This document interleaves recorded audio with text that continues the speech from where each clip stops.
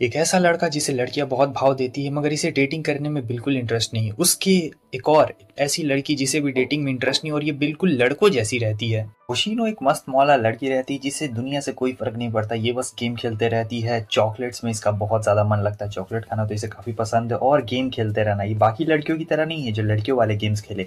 ये एक्शन वाले गेम्स खेलती है बिल्कुल लड़कों की तरह और भाई जीत भी जाती है। खतरनाक इसका चीज रहता है। तो आज यहीं पे एक नया गेम ये खरीद के लाई हुई रहती है और चॉकलेट खाते हुए देख रही होती है नए गेम का इंट्रो। तो वो ओपनिंग सीन बहुत ही अलग लग रहा होता है होशीनो को और सोच रही होती है कि ये क्या बकवास सा ओपनिंग सीन बना दिया, एकदम फालतू सा, मजा बिल्कुल नहीं आ रहा।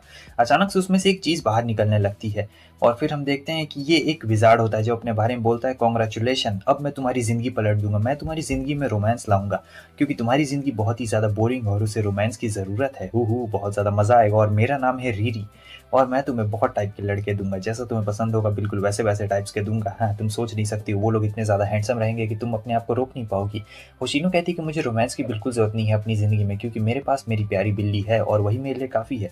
मगर रीरी यहाँ पे कह रही होती कि नहीं नहीं, वो बिल्लियों वाले नहीं वो तो एक मस्त सा लड़का होगा, देखना तुम पक्का उसके प्यार में पागल हो जाओगी। लेकिन होशीनो कहती है कि ऐसा कभी भी नहीं होने वाला है। तब वो कहता है कि ऐसा जरूर होगा क्योंकि मैं तुम्हें इतने मस्त मस्त लड़के जो ला के देने वाला हूँ। और फिर वो कह रही होती है कि ऐसा तो बिल्कुल नहीं हो सकता, मेरे पास मेरी प्यारी बिल्ली है। लेकिन रीरी उसका मजाक उड़ाते हुए कह रही होती है कि हाँ हाँ, देखना इतने मजे मजे आएंगे ना। लेकिन ये कहती है कि बस बहुत हो गए, मेरे पास मेरी बिल्ली हो और मैं ये सब नहीं सहने वाली हूँ, मुझे चॉकलेट खाना पसंद है और गेम्स खेलना पसंद है। तब ये कहता है कि ये लो तुम्हारे चॉकलेट और गेम्स। तो इसने गेम्स को चॉकलेट बना दिया रहता है और जो चॉकलेट इसके रहते हैं उन चॉकलेट के पैकेट्स को खाली कर दिया रहता है। ये देख के होशीनो बहुत ज्यादा गुस्सा हो जाती है कि मेरे सारे चॉकलेट्स ये क्या कर दिया तुमने। अब इसे बहुत ज्यादा गुस्सा आ रहा होता है और वो उसे टीज कर रहा होता है बहुत ही भयंकर तरीके से। तुम्हारी तो रोमांस लाइफ है ही नहीं, जब तुम्हें रोमांस करना चाहिए उस वक्त तुम गेम खेलते रहती हो और किसी से कभी बात भी नहीं करती हो। तो इसलिए मैं तुम्हारी रोमांस भरी जिंदगी में एक ट्विस्ट लेके आने वाला हूँ, तुम इसके लिए तैयार हो जाओ होशीनो। हाँ हाँ, अब ये बोरिंग सी जिंदगी छोड़ो और लड़के आने वाले हैं। तब होशीनो कहती कि नहीं, ऐसा बिल्कुल भी नहीं हो सकता है, समझे, और मैं ये सब बिल्कुल भी नहीं होने देने वाली हूँ। लेकिन रीरी कह रही होती है कि अब ये सब की शुरुआत हो चुकी है और तुम इससे बिल्कुल भी नहीं बच सकती हो क्योंकि ये सब मेरा प्लान है और जापान के फ्यूचर के लिए तुम्हें ये सब करना पड़ेगा। तुम्हें पता है ना बर्थ रेट कितना ज्यादा कम है, तो हमें बढ़ाने के लिए कुछ ना कुछ तो करना पड़ेगा। लेकिन वो कहती है कि मेरे लिए तीन ही चीज प्रायोरिटी में है, ठीक है। और फिर वो अपनी मॉम के पास जाती है, पूछती कि मेरी प्यारी बिल्ली कहाँ पे। तब वो बताती कि वहां ऊपर में देखो बिल्ली है और ये अपनी बिल्ली को देख रही होती है। उतनी देर में इसके डैड आते हैं जिनका ट्रांसफर यूएसए में हो गया रहता है। ये सुन के वो हैरान हो जाती है और कहती है कि ये तो एक नॉर्मल से पोस्टमैन है, आखिर इनका ट्रांसफर यूएसए में कैसे हो सकता है। और ये नॉर्मल से ये सब तो समझ चुकी रहती है कि ये सब किया कराया रीरी का रहता है। और यहाँ पे उसके मॉम डैड कह रहे होते कि तुम तो बड़ी हो चुकी हो तो तुम यहाँ पर अकेले भी घर में रह सकती हो, ठीक है हम लोग चलते हैं आराम से, तुम मजे करना। अब ये बहुत ही गुस्सा हो रही होती, कहती कि नहीं ऐसा बिल्कुल भी नहीं हो सकता है, वो लोग चले गए और मैं यहाँ पे। और रीरी मजाक उड़ा रही होती है उसका, तो देती है एक जोरदार पंच उसे मार के और फिर कहती कि अभी तो मैं तुम्हें और ज्यादा बताऊंगी, हाँ समझते क्या हो तुम अपने आप को। फिर वो जाती है चॉकलेट की दुकान में, लेकिन सारे चॉकलेट्स खत्म हो जाते हैं। मॉल में जाती है, मॉल के चॉकलेट्स भी खत्म हो जाते हैं। तो ये समझ चुकी रहती है कि ये रीरी बहुत दिमाग खराब कर रही है। इसने भी ठान लिया था कि ये रीरी के प्लान को फेल करके रहेगी, कि वो चाहती है कि मेरी जिंदगी में लव आ जाए, लेकिन देखना मैं अपनी जिंदगी में लव नहीं आने दूंगी, भले वो कुछ भी प्लान कर ले, कितना भी हैंडसम लड़का क्यों ना आ जाए, लेकिन मैं उसका मुंह तोड़ जवाब दूंगी, भले कोई भी आ जाए, अब मुझसे कोई भी नहीं बचने वाला। और यही जोश जोश में वो निकल जाती है स्टोर से। लेकिन एक बंदा रहता है, उसका फोन गिर जाता है और उसका फोन टूट गया रहता है। इस बंदे का नाम रहता है सुकासा और फिर वो कहता है कि कोई बात नहीं। और वो देखती है कि ये लड़का कितना ज्यादा जेंटल बोल रहा है और बोलता है कि तुम्हें इसके पैसे देने की कोई भी जरूरत नहीं है। और ये सुन के उसके सांस में सांस आती है और होशीनो कहती है कि प्लीज मुझे माफ कर देना, और यही कहने के बाद वो वहां से भाग जाती है। अगले दिन वो स्कूल जा रही होती है। जब वो स्कूल जा रही होती है तो रीरी रहती है, वो भी अचानक से आ चुकी रहती है और तब ये बोलती है कि अगर मैं तुमसे बात करूंगी तो लोग मुझे पागल समझेंगे। लेकिन रीरी कहती है चिंता मत करो, अगर तुम मुझसे बात भी करोगी तो लोगों को पता नहीं चलेगा कि तुम मुझसे बात कर रही हो, क्योंकि उन्हें कुछ दिखेगा ही नहीं, उन्हें लगेगा कि तुम नॉर्मल चल रही हो। तब यहाँ पे वो नॉर्मली चलते जा रही होती है और रीरी एकदम पैर से उसके मार देती है, पैर से वो गिर जाती है। फिर रीरी उसका मजाक उड़ा रही थी। उतनी देर में जो सुकासा रहता है वो वहां पे आ गया था और पूछ रहा होता है तुम ठीक तो हो ना। होशीनो कहती है कि हाँ मैं बिल्कुल ठीक हूँ। और वो सोच रही होती कि ये कहीं रीरी डी ना करवा रही है और तुरंत ही उठ के खड़े हो चुकी रहती है। आगे वो चला जाता है। सुकासा को यहाँ पे वो देखती है कि कैसे एक लड़की लेटर दे रही होती है, लेकिन उसने बड़े प्यार से रिजेक्ट कर दिया रहता है। उसका दोस्त कहता है तुम्हें कम से कम लेटर तो ले लेना चाहिए, मगर वो कहता है कि नहीं मुझे इसकी कोई भी जरूरत नहीं है। और सब लोग बोल रहे होते कि ये कितना ज्यादा कोल्ड है। और फिर एक लड़की कह रही होती कि मैंने तुम्हें कल मैसेज किया था लेकिन तुमने मेरे मैसेज का जवाब नहीं दिया। तब सुकासा कहता है वो इसलिए क्योंकि मेरा फोन टूट चुका है। और ये सुनने के बाद होशीनो को याद आता है कि ये सब तो मेरी ही गलती है भाई, मेरी वजह से तो उसका फोन टूटा है और काफी ज्यादा उसे रिग्रेट महसूस हो रहा होता है। हालांकि वो समझ चुकी रहती है कि ये बंदा बहुत ज़्यादा अजीब है और इसी के बारे में अपने फ्रेंड को बताती है। उसकी फ्रेंड कह रही होती है, अच्छा तुम्हारे पेरेंट्स ओवरसीज़ में गए हैं। और फिर वो बताती है सुकासा के साथ, और यहाँ पे दोनों ने एकदम सेम ही लंच ऑर्डर किया हुआ रहता है। यहाँ पे जो इसकी फ्रेंड रहती है जिसका नाम साकी रहता है, वो बोल रही होती है कि सुकासा बहुत ज़्यादा फेमस है भाई, हर कोई उसके बारे में बात करता है, लेकिन तुम्हें तो उसके बारे में पता ही नहीं होगा क्योंकि तुम तो ब्रेक टाइम में गेम खेलने में व्यस्त रहती थी। क्या हुआ आजकल तुम गेम नहीं खेल रही हो? तब यहाँ पे कुछ भी नहीं बोल रही होती है होशीनो, और यहाँ पे सुकासा के बारे में सोच रही होती है कि भाई ये कितना अजीब बंदा है, कितना गंदा बंदा है, ये किसी से ही बात नहीं करता। और यहाँ पे एक लड़की आती है और बोलने लगती है कि सुकासा तुम घर में अकेले रहते हो ना, और होशीनो उसके बारे में कुछ भी सुनना नहीं चाहती थी, उसके बारे में बिल्कुल भी जानकारी नहीं लेना चाहती थी, इसलिए ये तुरंत तुरंत अपना खाना खा रही होती है और अपना कान बंद कर रही होती है। सीन कट होता हम देखते हैं कि ये अपने घर में रहती है, घर में काफ़ी ज़्यादा बोर हो रही थी और सोचती है कि यार कोई बिना चॉकलेट, बिना गेम और मेरी प्यारी बिल्ली के बिना मैं कैसे रहूँगी। अब यहाँ पे ये सोच के बेचारी बहुत ज़्यादा दुखी हो रही होती है और भूख भी थोड़ा सा लग रहा होता है, तो वो नीचे आती है। नीचे आके देखती है कि ये कॉकरोच रहता है। हाँ, इसे पेस्ट्री में दिखाया गया है लेकिन असल में ये कॉकरोच रहता है, और सोचती कि अगर मेरी मॉम रहती तो वो यहाँ पे क्या करती, वो तो इसे मार देती, लेकिन मैं क्या करूँगी। तो और काफ़ी ज़्यादा डर गई रहती है, लेकिन फिर सोचती है कि अब स्प्रे से मारना पड़ेगा, मगर स्प्रे खत्म हो जाता है तो वो बोतल उठा के सीधे कॉकरोच के ऊपर मार देती है। कॉकरोच उसके पीछे आता है तो ये तुरंत ही घर से यहाँ से रफू चक्कर हो चुकी रहती है। अब पार्क में आ गई थी और सोच रही थी, ओहो मैंने चप्पल भी दोनों उल्टे पहन लिए, दोनों गलत चप्पल पहन के आई है ऊपर से। भूख भी लगी है और ना ही वॉलेट है और ना ही फ़ोन लाई हूँ मैं अपने साथ में। अब बताओ इससे ज़्यादा बुरा क्या ही हो सकता है मेरे साथ में। इतना ज़्यादा बुरा हो चुका, लेकिन उससे ज़्यादा बुरा होता है कि भाई बारिश हो चुका रहता है तो वो छुप जाती है। वहाँ प्लेग्राउंड में रहती है तो वहाँ जो बच्चा वाला खेलने वाला रहता है ना, उसी के अंदर छुप जाती है। और सुकासा आता है उतनी देर में और कहता है कि तुम यहाँ पे क्या कर रही हो, तुम्हें पता है ना यहाँ पे कितने सारे क्रीप्स घूमते रहते हैं, तुम्हारा यहाँ पे रहना सही नहीं है। और अचानक से वो उठती है और तुरंत ही वहां से भागना शुरू कर देती है, लेकिन सुकासा उसे रोकता और कहता है कि रुको, तुम कहाँ पे जा रही हो, ऐसे तो तुम भीग जाओगी। और वो अपना अम्ब्रेला दे रहा होता है, लेकिन ये अम्ब्रेला नहीं ले रही होती और सोच रही होती कि ये बंदा कितना ज़्यादा अच्छा है। और वो मना कर रही होती, कहती कि नहीं मैं तुम्हारा अम्ब्रेला नहीं लेने वाली हूँ। तो वो कहता है कि मेरे साथ मेरे घर चलो, तब तुम ऐसे भीग जाओगी। तब वो कहती है कि नहीं, मैं तुम्हारे साथ तुम्हारे घर नहीं जाऊंगी, क्योंकि ये सोच रही होती है कि बिल्कुल रोमांटिक मूवमेंट हो जाएगा और मुझे ये मूवमेंट बिल्कुल भी नहीं चाहिए। तब वो उसका हाथ पकड़ लेता है और कह रहा होता है कि चलो मेरे साथ। सुकासा देखता है कि गलती से उसने हाथ पकड़ लिया है तो वो हाथ उसका छोड़ भी देता है और फिर कह रहा होता है कि ठीक है चलो चलो तुम छाता पकड़ लो, ठीक है अगर तुम्हें ज़्यादा मन कर रहा है तो तुम ही छाता पकड़ लो। लेकिन वो लंबा रहता है और ये छोटी रहती है तो ये छाता उसके सर पे दे मारती है। फिर उसके बाद ये छाता पकड़ता है और दोनों साथ साथ में घर जा रहे होते हैं। इसने कसम खाई रहती है कि मैं रीरी के इस प्लान को कामयाब नहीं होने देने वाली हूँ। अब ये लोग आ गए थे सुकासा के घर में, जहाँ वो सोच रही थी कि ये बंदा तो कितना ज़्यादा केयरिंग और ये अकेला भी रहता है, मैं इतने हॉट बंदे के साथ यहाँ पर ऐसे अकेले फंस गई हूँ। नहीं, ऐसा बिल्कुल भी नहीं हो सकता है। फिर वो उसे टावल ला के दे देता है और पूछ रहा होता है कि आखिर तुम क्या कर रही थी वहाँ पार्क में अकेले। तब ये उसे बिल्कुल नहीं बता रही होती है और सोचती कि नहीं मुझे बिल्कुल नहीं बताना है, मगर फिर वो उसे ना चाहते हुए भी बता देती कि कॉकरोच की वजह से वो भागी थी। और ये सुनने के बाद तो भाई सुकासा हंसने लगता है, कह रहा होता है क्या तुम कॉकरोच की वजह से भागी हो, चप्पल भी उल्टा पहन लिया है, दोनों अलग अलग चप्पल, ना फोन ना वॉलेट ना कुछ भी, और तुम वहाँ पे पार्क में। वैसे उसे शर्म तो बहुत आ रही थी, मगर अब वो क्या ही कर सकती थी। होशीनो को बहुत ज़्यादा अजीब लग रहा होता और वो सारी बातें बताती कैसे बग स्प्रे खत्म हो गया और वो सारी चीज़ें हो गई। यहाँ वो हंसने लगता और सोच रही होती कि ये कितना ज़्यादा हैंडसम लग रहा है, लेकिन नहीं मुझे इसके प्यार में नहीं पड़ना है। तो वो अपने गेम के कैरेक्टर्स का चेहरा इसके सर पे लगा देती है ताकि ऐसा लगे कि वो उसे इग्नोर कर रही है। और फिर वो कहता है क्या तुम मुझे इग्नोर कर रही हो। तब वो कहता है कि नहीं नहीं नहीं, मैं तुम्हें क्यों इग्नोर करूंगी, मैं तुम्हें बिल्कुल भी इग्नोर नहीं कर रही हूँ। और ऐसे ही बात करते जा रही होती तब वो उसे जैकेट पहना देता और कहता है चलो तुम्हारे घर, मैं उस कॉकरोच को मार भगाता हूँ। अंदर ही अंदर वो जैकेट को फाड़ रही थी। ये सब वो अपने मन के अंदर कर रही थी। अगले सीन में हम देखते हैं कि ये लोग आ गए रहते होशीनो के घर पे, जहाँ वो सोच रही थी कि ये क्या ही कॉकरोच को मारेगा यार, छोड़ो। तभी उसे कुछ साइड में वहाँ पे दिखाई देता, उसे ऐसा लगता है कि वहाँ पर कुछ कॉकरोच है क्या, और बहुत ही ज़्यादा अचानक से होशीनो डर गई रहती है तो एक हेडबट आके मार देती है। और फिर वो देखती है कि ये तो टीवी का रिमोट रहता है एकदम पाउच, और अचानक से ये क्या हो गया रहता है, ये तो बहुत ही अलग सीन हो गया था।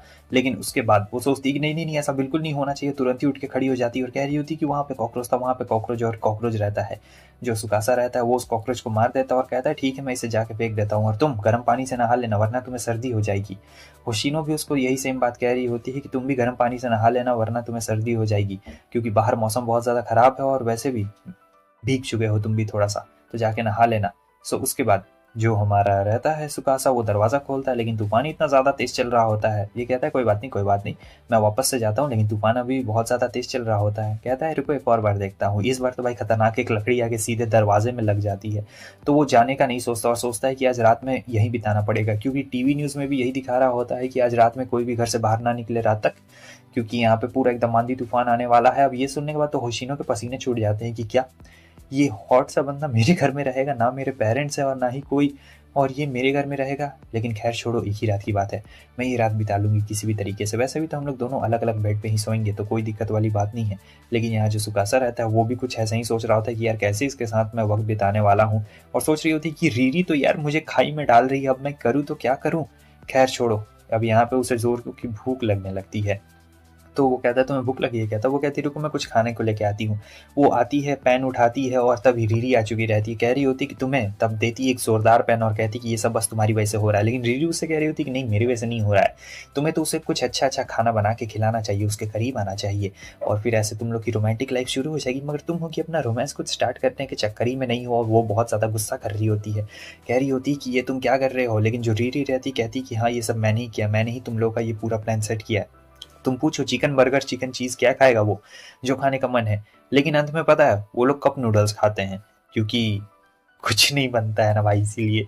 और फिर उसके बाद काफ़ी ज़्यादा ये लोग बोर हो रहे होते हैं, तो सोचते हैं कि क्या किया जाए, और सोच रही होती कि रीरी का मैं ये प्लान कामयाब बिल्कुल भी नहीं होने देने वाली हूँ। वो अपने आप को समझती क्या है, हाँ ठीक है मैं अपना पूरा कोशिश करूँगी, और ऐसे ऐसे एक्टिंग कर रही होती है जिससे सुकासा इससे नफरत करने लगे या फिर बहुत अजीब समझे। वो उसे कपड़े देती है और कहती है कि जाओ जाकर कपड़े चेंज कर लो। ये असल में इसके डैड के कपड़े रहते हैं, और रूम भी अलग अलग ये लोग सोने वाले रहते हैं, ठीक है।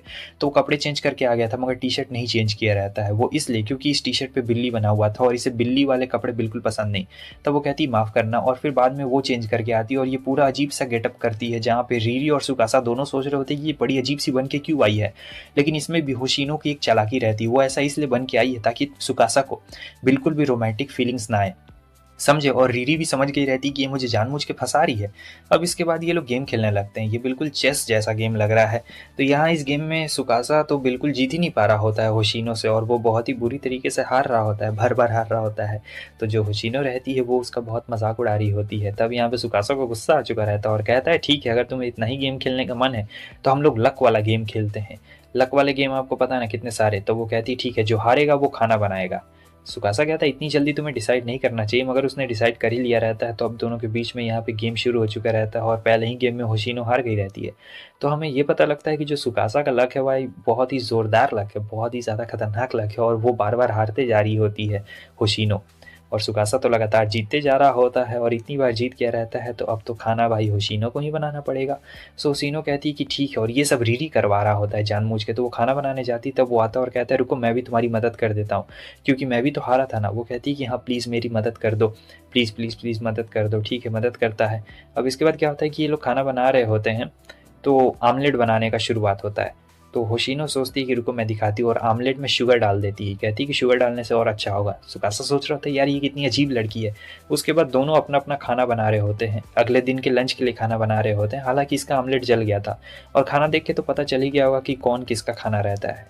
होशिनो सुकासा का खाना टेस्ट करती है, और वो बहुत ही ज़्यादा टेस्टी रहता है। तब सुकासा कहता है कि सारा मत खा जाओ, मुझे लगता है कि मुझे और भी ज़्यादा बनाना पड़ेगा, तभी जाके होगा। तो वो और भी ज़्यादा खाना बना लेता है, और वो भी बहुत ज़्यादा खुश हो जाती है, और सोच रही थी कि ये लड़का बिल्कुल वैसा नहीं है जैसा मैंने इसके बारे में सोचा था। ये काफ़ी ज़्यादा शांत और सुलझा हुआ लड़का है। मैं तो सोच रही थी कि ये बहुत एटीट्यूड में रहेगा, लेकिन नहीं, मुझे फीलिंग्स नहीं जगवानी है। उसके बाद वो चला गया रहता है थोड़ी देर के लिए बाथरूम, जहाँ रीरी वापस से आती है और कहती है कि अभी तो तुम लोग का रोमांस शुरू होगा, अभी तो बहुत कुछ होने वाला है तुम्हें फ्लर्ट करना चाहिए उसके साथ। होशिनो कहती है कि मैं कोई फ्लर्ट वर्ट नहीं करने वाली हूँ उसके साथ, और तुम मेरा दिमाग ज़्यादा मत खराब करो। तो रीरी उसके सर पे मार के उसे बेहोश कर डालती है, और कहती है कि अब ना मज़ा आएगा। उतनी देर में सुकासा वहाँ पे आ जाता है, और देखता है कि ये क्या, ये तो यहाँ पर सोई हुई है, अरे इसे कंबल उड़ा देना चाहिए। तो वो उसे कंबल उड़ा देता है, और फिर जो उसका चश्मा रहता है वो निकालता है। अचानक से वो उसका हाथ पकड़ लेती है, और अपना बिल्ली समझ के उसका हाथ को चाटना भी शुरू कर देती है। चाट रही होती है थोड़ी देर के लिए। यहाँ पे उसे काफ़ी अजीब लगता है सुकासा को, लेकिन वो उठाता बिल्कुल भी नहीं है, और सोच रहा था कि आज का दिन तो काफ़ी ज़्यादा कमाल का था। मतलब ऐसे तो ये नॉर्मल बहुत ज़्यादा शांत रहता है, मगर आज का दिन तो भाई इतना ज़्यादा भयंकर था कि क्या ही बोला जाए, मैं तो कभी भी नहीं भूल सकता। शीनो सपना देख रही होती कि उसका प्यारा बिल्ली उसे वापस मिल चुका, और रीरी का जादू खत्म हो गया। लेकिन उसका जो प्यारा बिल्ला रहता है वो उसे बहुत ज़्यादा किस करती, और कहती कि मैंने तुम्हें बहुत ज़्यादा मिस किया। मगर वो जो प्यारा बिल्ला रहता है कहता है कि नहीं, तुम्हें एक लड़का मिल गया और तुम उसी में बिजी हो, मैं चला, तुम बहुत ज़्यादा बदल गई हो, और भाग जाता है वहाँ से। होशिनो रोने लगती है और कहती कि नहीं बिलौटे, मुझे छोड़ के मत जाओ। और फिर उसकी नींद खुलती है, तो वो देखती है कि ये क्या हो रहा है, अरे गुड मॉर्निंग। और फिर सुकासा कहता है कि गुड मॉर्निंग। उसे देख के वो एकदम घबरा जाती है, और तुरंत ही ऐसे वहां से उठती है, उसके सर पे भी चोट लगती है, और कह रही होती कि तुम ये सब क्या कर रहे थे। तब सुकासा उसे बता रहा होता है कि अरे मेरी गलती नहीं है, ये तुम्हारी गलती है, ऐसा ऐसा हुआ। और फिर ये बहुत ज़्यादा शर्मिंदा महसूस कर रही होती, यकीन ही नहीं हो रहा होता है कि क्या मैंने ये सब किया है। और सुकासा कहता है मुझे माफ़ कर देना, लेकिन वही कह रही होती प्लीज़ तुम मुझे माफ़ कर देना। अब इसके बाद वो चला जाता है अपने घर पे, लेकिन फिर बाद में किचन में देखती कि ये क्या, वो तो अपना लंच ले जाना भूल ही गया है। अब मैं क्या करूँ, स्कूल में लंच दूंगी तो सब लोग गलत समझ लेंगे, अब मुझे क्या करना चाहिए। खैर छोड़ो, मैं स्कूल के लिए रेडी हो जाती हूँ, बाद में जब होगा तब देखा जाएगा कि आखिर क्या किया जाता। और सोच रही होती कि भाई मैंने क्या क्या रात में किया उसके साथ, मुझे बिल्कुल नहीं पता है। वो मैं इतनी ज़्यादा नींद में व्यस्त हो गई थी, क्या मुझे समझ में नहीं आ रहा है। उतनी देर में क्या होता है कि जो सुकासा रहता है वो बाहर आता है और कहता है कि मेरा जो रूम है वो पूरी तरीके से गीला हो गया। फिर वो होशिनो को दिखाता है कि कैसे उसका रूम पूरा गीला हो चुका है, और यकीन नहीं आ रहा होता है कि भाई इतना बड़ा फ्लैट में सिर्फ एक ही रूम में इतना पानी कैसे भर सकता है। तो वो स्कूल नहीं जा सकता था और उसे अब अपना घर भी चेंज करना है, इसलिए वो इसका फ़ोन मांगता है। इसका फ़ोन भी खराब था और इसे पता रहता है ये सब रीरी का काम होता है, ठीक है। तो अब जो सुकासा रहता है वो एक रूम रेंट पे लेगा और आज वो रूम रेंट पे ही ढूंढेगा और बाकी सारा अपना काम करेगा। तो वो उसे उसका टिफिन भी दे देती है और पूछती है कि तुम टिफिन में और क्या क्या है तुम्हारे पास। तब वो दिखाता है कि मेरे पास बहुत सारा सामान है और ये सब, और फिर ये भी बोल रहा होता है कि तुम अपना अच्छे से ख्याल रखना, ठीक है। तो होशिनो कहती है कि ठीक है। और जो रीरी रहता है भाई ये तो बड़ा खतरनाक बंदा रहता है, बंदा या बंदी पता नहीं कौन होता है। तो ये लोग तो अपना काम कर ही रहे होते हैं। सो उसके नेक्स्ट सीन में हमें दिखाया जाता है कि होशिनो और उसकी दोस्त दोनों बैठे हुए रहते हैं, साकी नाम रहता है इसका। तो अब होशिनो सोच रही होती है कि मुझे साकी को बताना चाहिए कि नहीं, आखिर सुकासा के साथ मतलब क्या क्या हो गया और वैसे वैसी चीज़ें हो गई, क्या करना चाहिए, मुझे बताना चाहिए या फिर नहीं बताना चाहिए। बहुत ही ज़्यादा घबरा रही होती है, लेकिन उतनी ही देर में कॉल आ जाता है और ये सुकासा का कॉल रहता है। सुकासा ने उसे बुलाया हुआ रहता है और कहता है कि ज़रा तुम मुझसे पार्क में मिलने के लिए आना ना यार, मज़े करेंगे हम लोग थोड़ा सा, क्योंकि मैं बोर हो रहा हूँ और मेरे पास तो कोई जगह भी नहीं है रहने के लिए। तो तुम स्कूल के बाद वहीं पे आ जाना। वो साकी पूछती किसका कॉल है, तब ये बोलती है कि सुकासा का कॉल है और थोड़ा थोड़ा ऐसे ही बता रही होती है। नेक्स्ट सीन में हम देखते हैं कि ये लड़कियाँ टीचर के पास आती है और कहती है टीचर क्या आप हमें सुकासा का नंबर दे सकते हो, उसका मोबाइल ख़राब हो गया। तब टीचर कहती है कि हाँ सुबह उसने मुझे कॉल किया था और मैं तुम लोग को नंबर नहीं दे सकता हूँ, माफ़ करना। तब कहती है कि ठीक है, कम से कम स्पीकर पे तो लगा सकते हैं ना। और वो जो कॉल स्पीकर पे लगाते हैं तब ये कॉल लगता है होशिनो को, क्योंकि सुबह होशिनो के मोबाइल से ही सुकासा ने टीचर को कॉल लगाया था। और अब ये लोग पकड़े जाते हैं कि अरे ये क्या, होशिनो को ये नंबर लगा है। उसके अगले सीन में हमें दिखाया जाता है कि सुकासा इंतजार कर रहा होता है और लड़कियां कह रही होती वाह क्या हैंडसम लड़का है, ये तो वही सुकासा है जो कि बहुत फेमस है और बहुत लंबा है, हाइट में लंबा है बहुत ज़्यादा और काफ़ी अच्छा है। तो इसे बिल्कुल अच्छा नहीं लगता है कि लड़कियां इसे ऐसे भाव दे। हम लोग की तरह ये बिल्कुल भी नहीं है, ठीक है। ये बहुत ही अजीब लौंडा है, बहुत ही अजीब। इतनी देर में आ जाती है होशिनो और होशिनी के साथ ये दोनों भी आई हुई रहती है। और फिर होशिनो बता रही होती है कि देखो बात कुछ ऐसा हुआ कि इन लोगों ने मुझसे ज़ोर ज़बरदस्ती किया और मुझसे पूछ लिया कि आखिर सुकासा तुम्हारे मोबाइल से फ़ोन क्यों कर रहा था। मैंने बता दिया कि तुम्हें कोई प्रॉब्लम थी इसलिए तुमने मेरे मोबाइल से फ़ोन की थी। अब सुकासा को गुस्सा आ रहा होता है, कहता है कि मैं यहाँ पे तुमसे मिलने के लिए आया था, इन दोनों से नहीं, और मैं अब होसाकी को लेके यहाँ से जा रहा हूँ। तो होशिनो को लेके वहाँ से चला जाता है और फिर बाद में माफ़ी भी मांगता है, कहता है कि माफ़ करना मैंने बुरे तरीके से तुमसे बात की। होशिनो कहती वो लोग तुम्हारे दोस्त हैं, तुमने ऐसा ठीक नहीं किया। लेकिन ये कहता है कि नहीं मैं उन्हें अपना दोस्त नहीं मानता हूँ, वो मुझे बहुत ज़्यादा परेशान करती है और हम लोग कोई दोस्त नहीं है। मेरा बस एक ही दोस्त है और मेरे कोई भी ज़्यादा दोस्त नहीं है। खैर वैसे भी हम लोग तो अच्छे दोस्त हैं और बाकी सब लोग मुझे बहुत अजीब लगते हैं, मुझे ये सब रिलेशनशिप में आना बिल्कुल भी पसंद नहीं है। लेकिन एक बात है, जब भी मैं तुमसे बात करता हूँ ना मुझे बहुत रिलैक्स महसूस होता है, तुम बाकी लड़कियों की तरह बिल्कुल भी नहीं हो, तुम बहुत ज़्यादा अलग हो। ये सुन के होशिनो को थोड़ा सा अच्छा लग रहा होता है और ये भी बोल रहा होता है कि हाँ तुम बाकी लड़कियों जैसी नहीं हो। और ये सोच रही होती है कि मुझे तो बस गेम्स खेलना अच्छा लगता है और चॉकलेट खाना अच्छा लगता है, और ये सब तो उस रीरी का कमाल है जो हम लोग दोनों ऐसे मिले हैं, वरना अब तो मैं भी नहीं मिलना चाहती हूँ।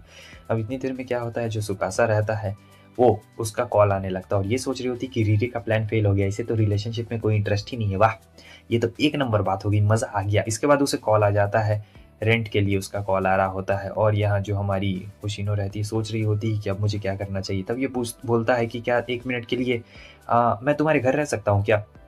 तब वो कहती कि क्या मेरे घर पे, नहीं नहीं नहीं, अभी कुछ बोल नहीं रही होती है कि नहीं मेरे घर पे रहो चाहे मत रहो, कुछ भी ऐसे बहाना बना रही होती है। कहता है कि एक मिनट रुको मेरा कॉल आ रहा है, और फिर से कॉल में पता लगता है कि सारे रेंटेड हाउस यहाँ पे बिक चुके हैं और कुछ भी नहीं बचा है भाई, एक महीने के लिए कोई भी रूम खाली नहीं है। तो ये सुन के तो वो एकदम बौखला जाता है और होशिनो सोच रही होती है ये बंदा जो भी बोलो क्यूट तो है और इसे मुझसे बात करके भी अच्छा लगता है, वैसे मुझे भी इससे बात करके अच्छा लगता है। और फिर ये बात बताता है कि एक महीने के लिए कोई भी रेंट नहीं बचा है, अब मैं कहाँ पे रहूँगा, क्या मैं तुम्हारे साथ रह सकता हूँ। अब ये समझ गई रहती कि ये सारा किया कराया रीरी का ही रहता है भाई, एक महीने तक इतने बड़े जगह में किसी को रेंट ना मिले, ये तो बहुत ही अजीब सी बात है ना। और फिर वो ये भी कह रहा होता है कि अगर मैं तुम्हारे घर में रहूँगा तो मैं खाना पीना भी बना दूंगा और बहुत कुछ कर दूंगा, तुम जो चाहोगी वो कर दूंगा, सब कुछ कर दूंगा, कॉकरोच भी मार दूंगा। और वैसे जितना मेरा फ़ोन है उतना मेरा एक महीने का रेंट आता है, मतलब समझ रहे हो बहुत ही महंगा। और वो कहती है ठीक है तुम रह सकते हो, वैसे तुम्हारे मॉम डैड को दिक्कत तो नहीं ना? नहीं नहीं कोई दिक्कत नहीं। और फिर जब वो सुबह उठती है तो सोचती कि वाह क्या बुरा सपना था। मगर सपने को हकीकत बदलने में देरी कहाँ लगती है। वो देखती है कि यार ये क्या हैंडसम सा लड़का खाना बना रहा है और ये तो सुकासा है, मतलब वो सब सपना नहीं था। वैसे ये इतनी भी ज्यादा बुरी बात नहीं है कि एक हैंडसम सा लड़का, वाह वाह वाह, 1 महीने तक ये मेरे घर में रहेगा, बहुत ज्यादा मजा आएगा, खाना बना के देगा, कपड़े साफ कर देगा, मजे आ जाए, घर पोंछ देगा और काफी ज्यादा टेस्टी खाना भी तो बनाता है। तो मेरे लिए तो ये काफी ज्यादा अच्छी बात हो गई। अंदर ही अंदर बहुत खुश रहती है, लेकिन सोच रही होती है कि ये रीरी का जो प्लान है मैं इसे कामयाब नहीं होने दूंगी। वैसे बड़ा मेहनती लड़का भी होता है, कल इसने इतना सारा काम किया, आज सुबह इतनी जल्दी भी उठ गया, ब्रेकफास्ट भी बना दिया, मानना पड़ेगा। मतलब सुकासा जैसा बंदा मिलना तो एकदम लगभग नामुमकिन सा होता है इसके लिए। और फिर ये मस्त खाना खा रही होती है और खाना खाने में तो इसे एकदम मजा आ जाता है। सुकासा उधर कह रहा होता है कि ठीक है मैंने तुम्हारा लंच भी तैयार कर दिया है, एकदम महारानी की तरह खाना खा रही होती है। उतनी देर में रीरी आ जाती है और कहती है ओ भाई गॉड कैसा चल रहा है, मजा आ रहा है ना। लेकिन तभी ये हंसते हुए कह रही होती है कि तुम्हारा प्लान काम नहीं करने वाला है, क्योंकि उसे लव और रोमांस में ऐसा कोई इंटरेस्ट है ही नहीं। लेकिन रीरी उसका मजाक उड़ाते हुए कह रही होती है कि यही तो बात है पगली, तुम समझती नहीं हो। जब दो लोगों को एक दूसरे पसंद नहीं आते हैं लेकिन धीरे धीरे पसंद आता है, रोमांस अनएक्सपेक्टेड वे में आता है, जैसा अभी तुम्हारे पास आने वाला है। तो कोई बंदा आया रहता है, ठीक है, और वो कहती है कि कौन है ये बंदा, तब वो बताता है कि ये तुम्हारा चाइल्डहुड फ्रेंड है। मतलब जो रीरी है वो एक तरीके से पूरे दुनिया को गेम की तरह कंट्रोल कर रही है और इसका नाम जुंटा रहता है और ये भी बहुत ज़्यादा हैंडसम रहता है। और फिर दोनों एक दूसरे से मिलते हैं। जुंटा पूछता है कि ये कौन है और वो पूछता है कि अरे ये कौन है, तब ये बताने लगती है कि जुंटा मेरा चाइल्डहुड फ्रेंड है। ये भी एक्टिंग कर रही होती है। उसके बाद सुकासा वहाँ से चला गया रहता है, स्कूल चला गया रहता है और फिर ये रीरी को अंदर लेके आती है और कहती है कि ये सब क्या है, कौन है वो बंदा, वो जुंटा कौन है, मुझे नहीं पता है। तब रीरी बता रही होती है कि मैंने पूरा दुनिया का सेटिंग चेंज कर दिया है, सबको मैनिपुलेट कर दिया है, तुम चिंता क्यों करती हो, तुम्हारे ही लिए तो बढ़िया बना रहा हूँ। एक चाइल्डहुड फ्रेंड से अच्छा क्रश कौन हो सकता है बताओ। यहाँ पर मैंने तुम्हें कहा था ना कि मैं तुम्हें बहुत सारे ऑप्शन दूंगा। बहुत सारे ऑप्शन से मेरा मतलब यही था कि जो तुम्हें पसंद आए वो ले जाओ, एक क्या चार चार ले जाओ, और वो भी कम नहीं है भाई, वो भी बहुत ही ज़्यादा बढ़िया है। तो बताओ तुम क्या चूज़ करोगे, ये तुम्हारे ऊपर है। मैंने तुम्हारा डिफ़िकल्टी लेवल एकदम हार्ड में रख दिया है, बिल्कुल तुम्हारी गेम की तरह। तुम भी तो ऐसी ऐसी गेम खेलती हो ना। तो अब इसके बाद वो जाने के लिए रेडी रहती है स्कूल और जुंटा तैयार रहता है। असल में ये जो बंदा रहता है इसे खुद नहीं पता है कि ये यहाँ पे क्या कर रहा है, इसे भी मैनिपुलेट कर दिया गया रहता है पूरी तरीके से। रीरी मतलब एकदम होता नहीं है जैसे कंट्रोल किया जाता है वैसे ही कंट्रोल कर रहा होता है। और दोनों यहाँ पे बात करते करते जा रहे होते हैं और होशिनो बस प्रिटेंड कर रही होती है कि हाँ हम लोग चाइल्डहुड फ्रेंड है, लेकिन उसे लग रहा होता है कि होशिनो सही में चाइल्डहुड फ्रेंड है। उतनी देर में इसका बाल बिखर जाता है तो जुंटा कहता है रुको मैं तुम्हारे बाल ठीक कर देता हूँ। तो वो थोड़े से उसका बाल ठीक कर रहा होता है। इतनी देर में क्या होता है कि एक जो बड़ा सा बीटल होता है ना वो उसके सर पे आता है। तो वो कह रही होती है कि हटाओ इसे, इस बेहूदे से कीड़े को हटाओ यहाँ से। तब वो उसके बाल से उसे हटाता है और कहता है कि इसके लगभग 10,000 रुपये मिलेंगे। लेकिन वो काफ़ी डरी हुई रहती है तो कहती है कि इस बेकार से कीड़े को यहाँ से छोड़ दो। तो वो छोड़ चुका रहता है उस कीड़े को और कहती है कि मेरे 10,000 रुपये जाओ पकड़ के लाओ। रीरी अचानक से मारती है भाई इसके पैर पे और ये गिरने वाली रहती है, मगर जो जुंटा रहता है वो तो भाई पकड़ लेता है और बड़ा ही खतरनाक सीन हो जाता है। वो कहती है कि तुम थोड़ा संभल के। तब वो कहता है कि अरे हाँ हाँ ठीक है ठीक है। और फिर देखता है कि यार ये क्या, तुम्हारे बाल बिखर गए, रुको मैं तुम्हारे बाल संवार देता हूँ। वैसे आजकल तुम कौन सा गेम खेल रही हो, बचपन में याद है ना हम लोग कौन सा गेम खेला करते थे। तब ये कहती कि हाँ आजकल मैंने गेम खेलना छोड़ दिया है, आजकल कोई अलग ही टाइप का गेम खेल रही है, मगर इसे खेलने में बिल्कुल मज़ा नहीं आ रहा है। इतनी देर में साकी आ जाती है और साकी का भी माइंड मैनिपुलेट हो चुका रहता है पूरी तरीके से। तो वो भी जुंटा को जानती थी, ठीक है, कि ये चाइल्डहुड फ्रेंड है और फिर बाल संवार देती है। अब इसके बाद ये जो तीनों रहते हैं बड़े आराम से स्कूल में जाते हैं और स्कूल में इधर हमें दिखाया जाता है सुकासा को जो अपने फ्रेंड के साथ रहता है और पूछ रहा होता है कि क्या हालचाल। तब तक पीछे से वो लड़की आती है, कहती है कि तुम उस लड़की के साथ क्या कर रहे थे और तुम हमें छोड़ के चले क्यों गए। सुकासा कहता है कि देखो मुझे तुमसे बात नहीं करनी यार, मेरा कोई भी इंटरेस्ट नहीं है और मैं और वो बस दोस्त और कुछ भी नहीं था। वो कहती चलो नंबर एक्सचेंज कर लेते हैं। सुकासा कहता है कि तुम्हारे साथ तो नंबर बिल्कुल भी मैं एक्सचेंज नहीं करने वाला हूँ और वो अपने दोस्त के साथ नंबर एक्सचेंज कर लेता है। इसके बाद जब दोनों क्लास के हॉलवे में जा रहे होते हैं तो यहाँ पर सुकासा की मुलाकात जुंटा से हो जाती है। तो वो लोग बस हाय हेलो कह के चले जाते हैं। वो अपने साथी से पूछता था, उसका साथी कहता है तुम्हें नहीं पता जुंटा बहुत ही फेमस बेसबॉल, हमारे स्कूल का पूरा मस्त बेसबॉल का कैप्टन है भाई, तुम उसके बारे में नहीं जानते हो क्या, वो बहुत ज़्यादा हैंडसम है और काफ़ी ज़्यादा टॉल भी है, तुम्हें उससे कहीं जलन तो नहीं ना हो रही, तुम भी उसके बराबर ही हो, तुम टेंशन क्यों लेते हो, तुम दोनों बिल्कुल सिमिलैरिटी में हो। और दूसरी तरफ जो जुंटा रहता है वो भी पूछता है सुकासा के पास अपने दोस्तों के बारे। तो पूछ उसके दोस्त कह रहे होते सुकासा अरे तुम जानते नहीं हो क्या, सुकासा बहुत ही हैंडसम है, लड़कियों में बहुत ज़्यादा पॉपुलर है। तो दोनों को एक ही लड़की की चिंता सता रही थी, वो है होशिनो। मतलब समझ रहे हो गेम कितना ज़्यादा खतरनाक कर दिया है हमारे रीरी ने। यहाँ पे लड़की आती है और कहती है कि हम लोग भी आपको ज्वाइन करें। तब ये पूछ लेता है सुकासा के बारे में कि मान लो सुकासा तुम्हारे घर आए और वो सोए तो तुम लोग क्या उसे सोने दोगी? तब ये लोग कहते हैं सोने क्या दूंगी, एकदम बेड पे पकड़ के सोएंगे और फिर उसके बाद आगे का सारा प्लानिंग भी बता देती है। और ये सुनने के बाद तो इसे थोड़ा सा हैरानी होता है कि कहीं होशिनो भी तो सुकासा के प्यार में पागल तो नहीं ना हो गई है। मैं उसका चाइल्डहुड फ्रेंड हूँ, नहीं वो सिर्फ मेरी है। पर ऐसा ये सोच रहा होता है और ये भी इसके कैप्टन कह रहा होता है कि है तुम आज प्रैक्टिस नहीं किए हो, चलो तुम्हें प्रैक्टिस की बहुत ज़्यादा ही ज़रूरत है। सो अगले सीन में हमें दिखाया जाता है कि यहाँ पे होशिनो रहती है और साकी अब यहाँ से जा रही थी। उतनी देर में सुकासा आता है और कहता है मुझे तुमसे थोड़ी सी बात करनी है। और कहता है कि ये तुम्हारा लंच और मेरा लंच एक्सचेंज हो गया था। इतनी देर में इसका दोस्त आता है जो कह रहा होता है और फिर सुकासा बताता है कि ये वही लड़की है जिसने मेरी मदद की थी। और होशिनो बोल रही होती प्लीज़ तुम इसके बारे में किसी को कुछ बताना मत, वरना लड़कियां बहुत ज़्यादा अफवाह फैला देती है। तब ये कहता है कि अरे बिल्कुल भी टेंशन मत लो यार, मैं ये बात किसी को भी नहीं बताने वाला हूँ, हम सभी तो एकदम दोस्त जैसे हैं। और फिर ये अपना नाम भी बता रहा होता है, कहता है कि चलो कुछ खा लेते हैं। उसके बाद जब ये लोग खाने के लिए बैठे होते हैं तब यहाँ पे सुकासा की वो तारीफ करती है और बोलती है कि बहुत अच्छा खाना बनाता है। उसका दोस्त भी कहता है कि हाँ यार, मैं भी अपने घर में 3 बहनों में से एक भाई हूँ, तो मैं चाहता हूँ कि ये भी आए हमारे घर में खाना बनाना सिखा दे, ये बहुत अच्छा खाना बनाता है, मैं तो बहुत फालतू हूँ। इतनी देर में जाती है हुसाकी की नज़र उस बंदे के खाने पे जो कहती है ये तो चॉकलेट है। वो कहता है तुम खाओगी तो ये लो, लेकिन वो उसे टच नहीं कर पा रही होती। और ये सब रीरी का कमाल रहता है और इन्हें पता ही नहीं लगता है कि ये सब क्या हो गया है। जब ये लोग बात कर रहे होते हैं तो हमें उन दोनों लड़कियों को दिखाया जाता है जो कि देख के बहुत ज़्यादा जल रही होती है और फिर होसाका के पास जाती है और कहती है कि तुम्हें बात करनी है कुछ। और ये भी एकदम देख के हैरान हो जाती है कि अरे ये क्या, इन्हें मुझसे क्या बात करनी है। और इधर ये लोग मजाक उड़ा रहे थे कि जाओ अपनी गर्लफ्रेंड के साथ, तुम तो घर जाओगे। तो जुंटा जा रहा होता है, कहता है कि ठीक है। और फिर वो पूछता है साकी से कि आखिर कहाँ पे है होशिनो। तब वो कहती है कि होशिनो तो पहले ही चली गई। और ये लोग तो यहाँ पे तारीफ कर रहे होते हैं सुकासा की, मतलब एक तरफ दूसरे की तारीफ, दूसरे तरफ इसकी तारीफ, ऐसा ऐसा चल रहा होता है। अब दोनों एक दूसरे के पास से गुजरते हैं, लेकिन जुंटा पूछता है क्या तुमने होशिनो को देखा है? तब वो कहता है कि तुम मेरे साथ चलो 1 मिनट। आगे हमें दिखाया जाता है कि यहाँ पर ये लड़कियां बात कर रही होती है और हमारा जुंटा और सुकासा आए रहते हैं यहाँ पे। तो वो लड़कियां पूछ रही होती है तो बताओ तुम क्या लगती हो भाई सुकासा की, कहीं तुम लोग का कुछ रिलेशनशिप तो नहीं ना चल रहा था? वो कहती है कि अरे नहीं नहीं, हम लोग बस दोस्त है और कुछ भी नहीं है, तुम लोग ये गलत बात क्यों समझ रही हो, मेरा तो कुछ भी इंटरेस्ट नहीं है डेटिंग में और ना ही सुकासा का डेटिंग में कोई इंटरेस्ट है। और ये सुनने के बाद वो लड़कियां कहती है कि वाह, तुम लोग फ्रेंड्स होके भी इतने ज़्यादा क्लोज हो, मानना पड़ेगा। और जुंटा कह रहा होता है कि हमें इनकी बातें नहीं सुननी चाहिए, मगर सुकासा कहता है कि 1 मिनट ज़रा सुन तो लो, देखो कि वो क्या कहती है। तब यहाँ पे लड़कियाँ ये भी कह रही होती है कि तुम्हें नहीं लगता कि तुम दोनों बहुत ज़्यादा क्लोज हो, कुछ फ्रेंड से ज़्यादा हो? अरे होशिनो मना कर रही होती, कहती है कि नहीं नहीं ऐसा कुछ भी नहीं है। ये सुनने के बाद वो लड़की काफ़ी खुश हो जाती है और कहती है कि क्या तुम मुझे उसका नंबर दे सकती हो सुकासा का? और फिर ये सोच रही होती है और बोलती है वो इसलिए क्योंकि सुकासा मुझे कभी नंबर नहीं दे रहा है और बार बार मुझे मना कर रहा है। होशिनो सोच रही होती है कि सुकासा ने मुझसे पहले भी कहा था कि उसे डेटिंग में बिल्कुल इंटरेस्ट नहीं है, और काफ़ी उदास चेहरा बना के उसने कहा था क्योंकि वो इतना ज़्यादा पॉपुलर है कि बहुत ज़्यादा लड़कियां उसे भाव देती है। अब यहाँ पे होशिनो कहती है कि नहीं, माफ़ करना लेकिन मैं तुम्हें उसका नंबर नहीं दे सकती हूँ, मैं उसकी एक अच्छी दोस्त हूँ और एक अच्छी दोस्त होने के नाते मैं ये सब काम नहीं कर सकती हूँ जो मेरे दोस्त को बुरा लगे, इसलिए मैं तुम्हें नंबर नहीं देने वाली हूँ। ये सुन के सुकासा का तो भाई दिल अंदर से गार्डन गार्डन हो चुका रहता है और जुंटा भी समझ चुका रहता है कि चलो ये लोग दोस्त हैं, इनके बीच में कुछ रिलेशनशिप नहीं चल रहा है। उसके बाद हमें एक लड़की को दिखाया जाता है, इसकी अनएक्सपेक्टेड एंट्री हो चुकी रहती है और ये आती है और कहती है होशिनो ये मैं हूँ। होशिनो सोच रही होती है कि अरे ये कौन है, अब ये रूरी ने किसे लाके यहाँ पे रख दिया है। और फिर जो ये लड़की रहती है ये दूसरी लड़कियों को परेशान कर रही होती, कह रही होती कि तुम्हारा बाल बहुत अच्छा है, तुम्हारा गाल बहुत अच्छा है और तुम्हारे बैलून्स भी बहुत अच्छे हैं, मुझे तो लगता है कि तुमने नकली लगवाए हैं। ज़रा एक बार हटा के तो दिखाना, कहीं बहुत ज़्यादा छोटे तो नहीं है और बड़ा नहीं।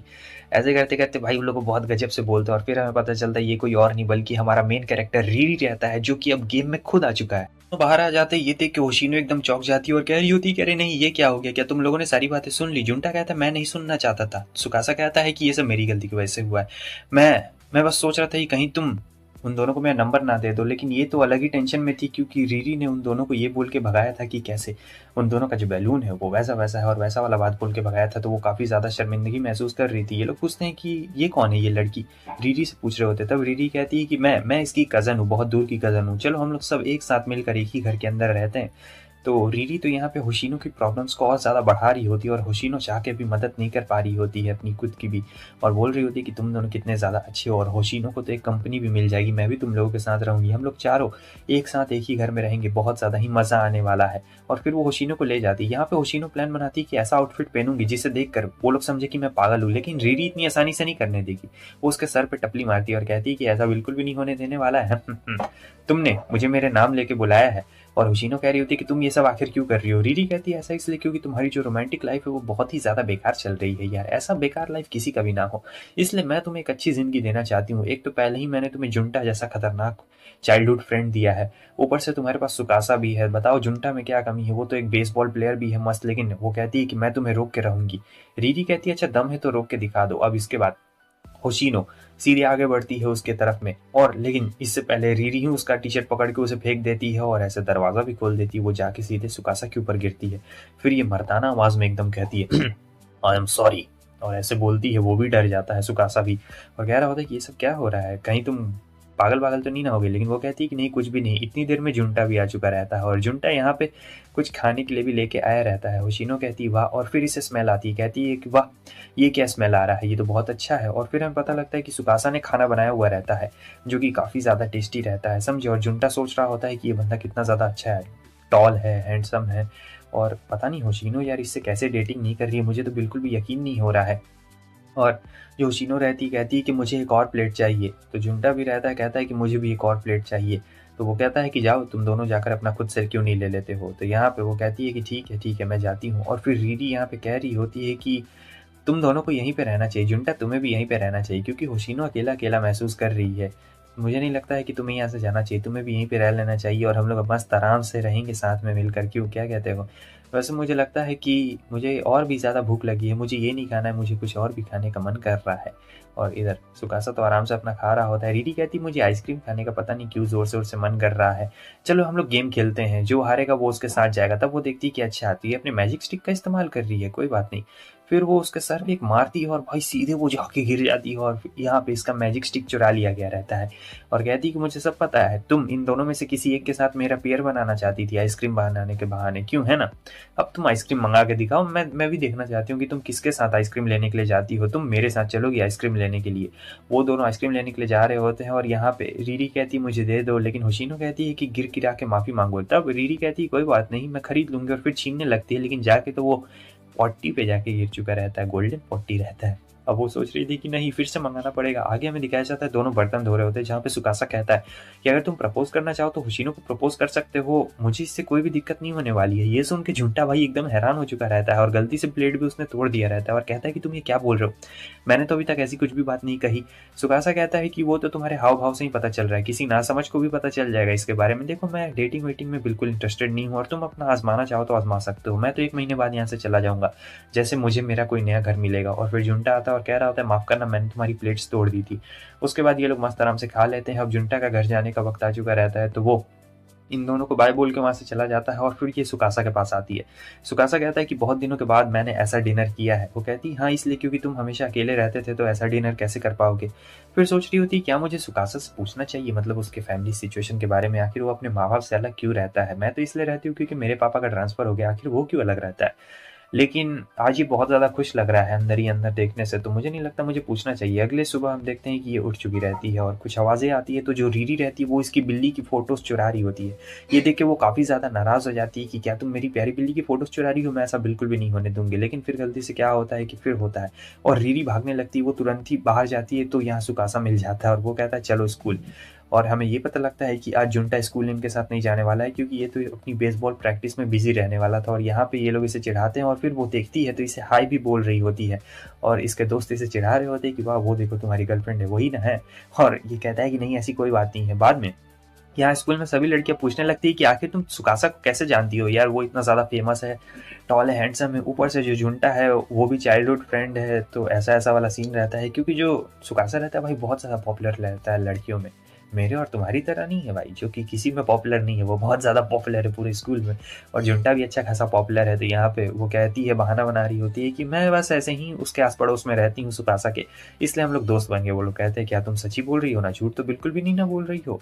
अब उसके बाद ये आराम से घर आती है, तो आज सुकासा अपना पार्ट टाइम जॉब में रहने वाला था, तो काफ़ी लेट से आएगा, तो ये सो जाती है। आगे हमें दिखाया जाता है कि ये जब अपने घर आता है तो इसके छोटे भाई बहन आते हैं, और इसकी मॉम कह रही होती है कि ये लो ये खाना लो और होशिनो को जाके दे देना, क्योंकि वो अभी घर में अकेले रह रही है, तो उसे भी कुछ खाने के लिए चाहिए। जुंटा कहता है कि ठीक है दे देता हूँ। इसे कुछ आवाज़ें सुनाई देती है कि आखिर ये क्या आवाज़ें आ रही है। तब सोचती है कि सुकासा कहीं वापस तो नहीं ना आ गया, या फिर रीरी वापस से फोटो चुरा रही है। वो जाती है तो यहाँ पे हमें एक चोर को दिखाया जाता है, बड़ा ही अजीब सा चोर रहता है, चुराने के लिए इतनी चीज़ें फिर भी ये क्या चुरा रहा है।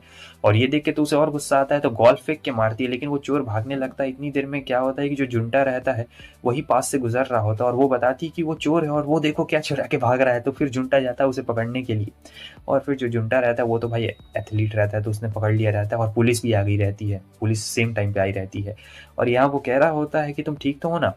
वो कहती कि हाँ मैं बिल्कुल ठीक हूँ, वैसे तुम्हारे ये बिखरे बाल बहुत ही ज़्यादा अजीब लग रहे हैं, मेरा मतलब क्यूट लग रहे हैं। वो कहती तुम क्या कहना चाहते हो? तब वो कहता है कुछ नहीं, बहुत ज़्यादा ही अच्छे लग रहे हैं तुम्हारे ये बिखरे हुए बाल, एकदम रोमांटिक अंदाज में बोलता है। तब उसके कंधे पे हाथ रखते हुए कहता है कि मैं खुश हूँ कि तुम्हें कुछ नहीं हुआ। इतनी देर में आ जाता है सुकासा और कहता है मैं जा रहा हूँ। वो लोग कहते हैं अरे ऐसा कुछ भी नहीं है। फिर तीनों यहाँ पे साथ में जा रहे होते हैं, जहाँ पे वो सुकासा को बताती कि कैसे घर में चोर घुस गया था, और वो हंसने लगता है एकदम। इतनी देर में जुंटा की मॉम का कॉल आ चुका रहता है और वो अपनी मॉम को सारी बातें बताता है कि क्या क्या हुआ। और इधर जो होशिनो रहती है वो भी सोच रही थी कल रात मैंने क्या क्या किया है। तब जुंटा कहता है ये लो मेरी मॉम तुमसे बात करना चाहती है।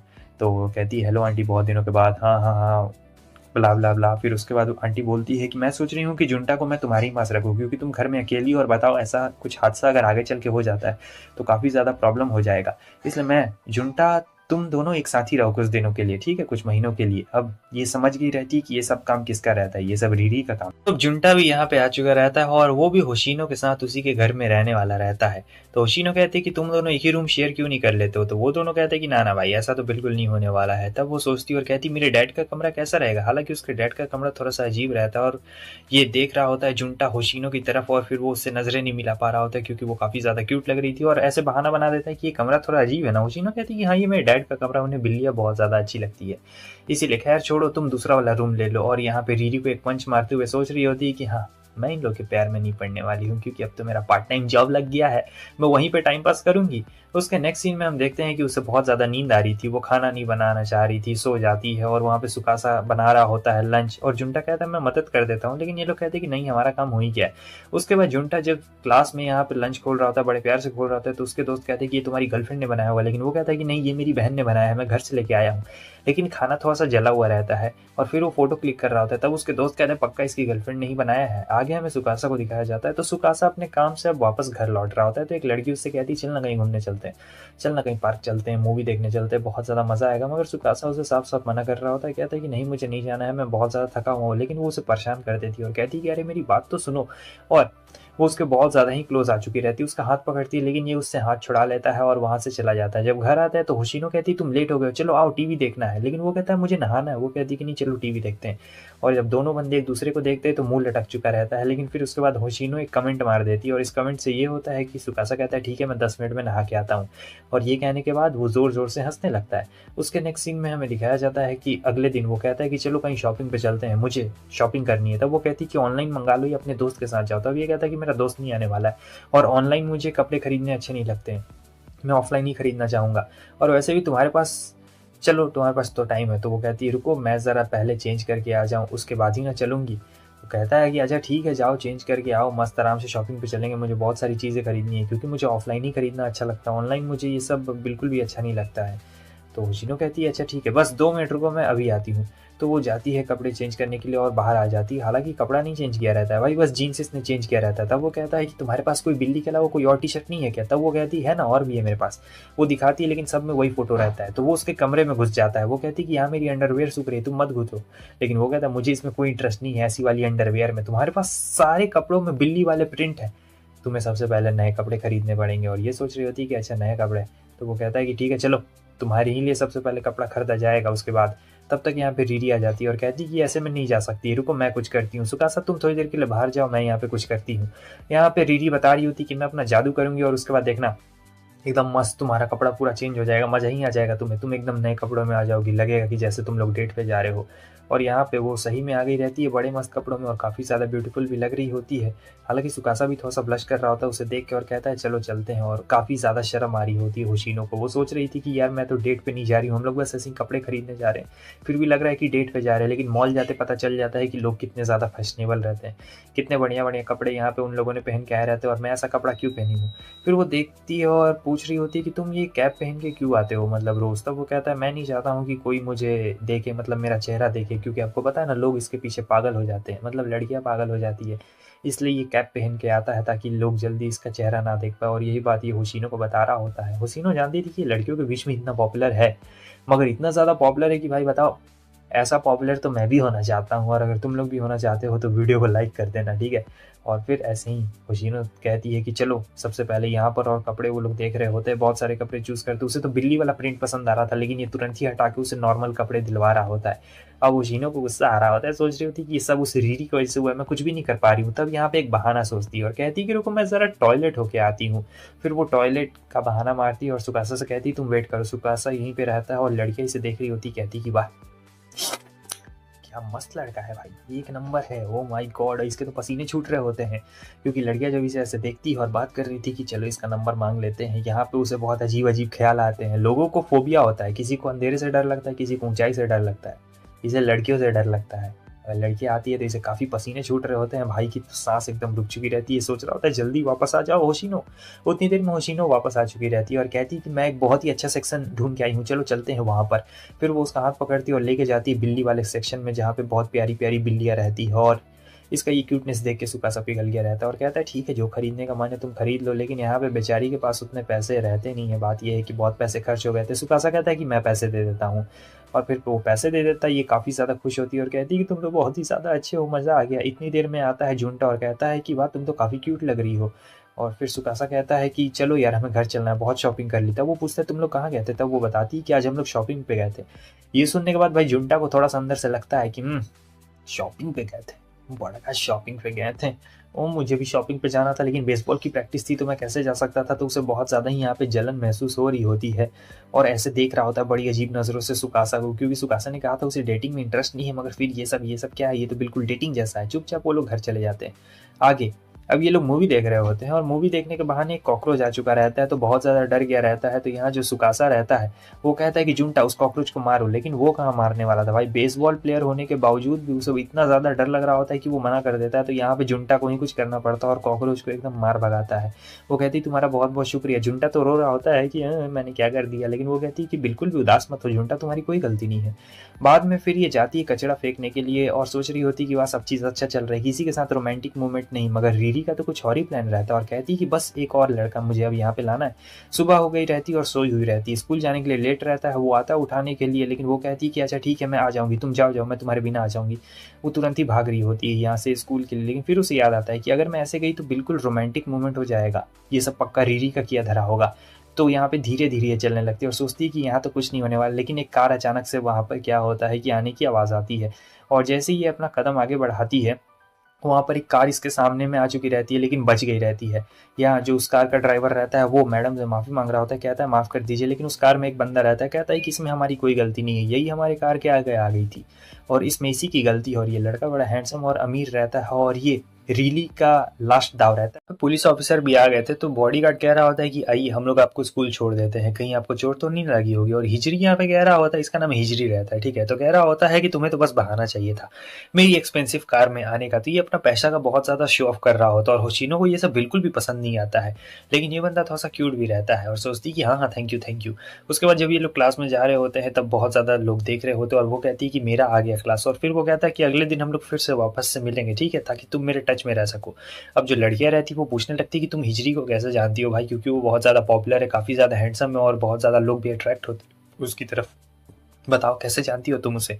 और ये सोच रही होती कि ये रीरी का काम है। तब तक सुकासा और जुंटा वहाँ पे आ चुके रहते। वो लोग पूछते तुम लोग ठीक तो हो ना, तुम्हें कुछ हुआ तो नहीं ना था। होशीनो कहती कि नहीं नहीं मुझे कुछ भी नहीं हुआ है।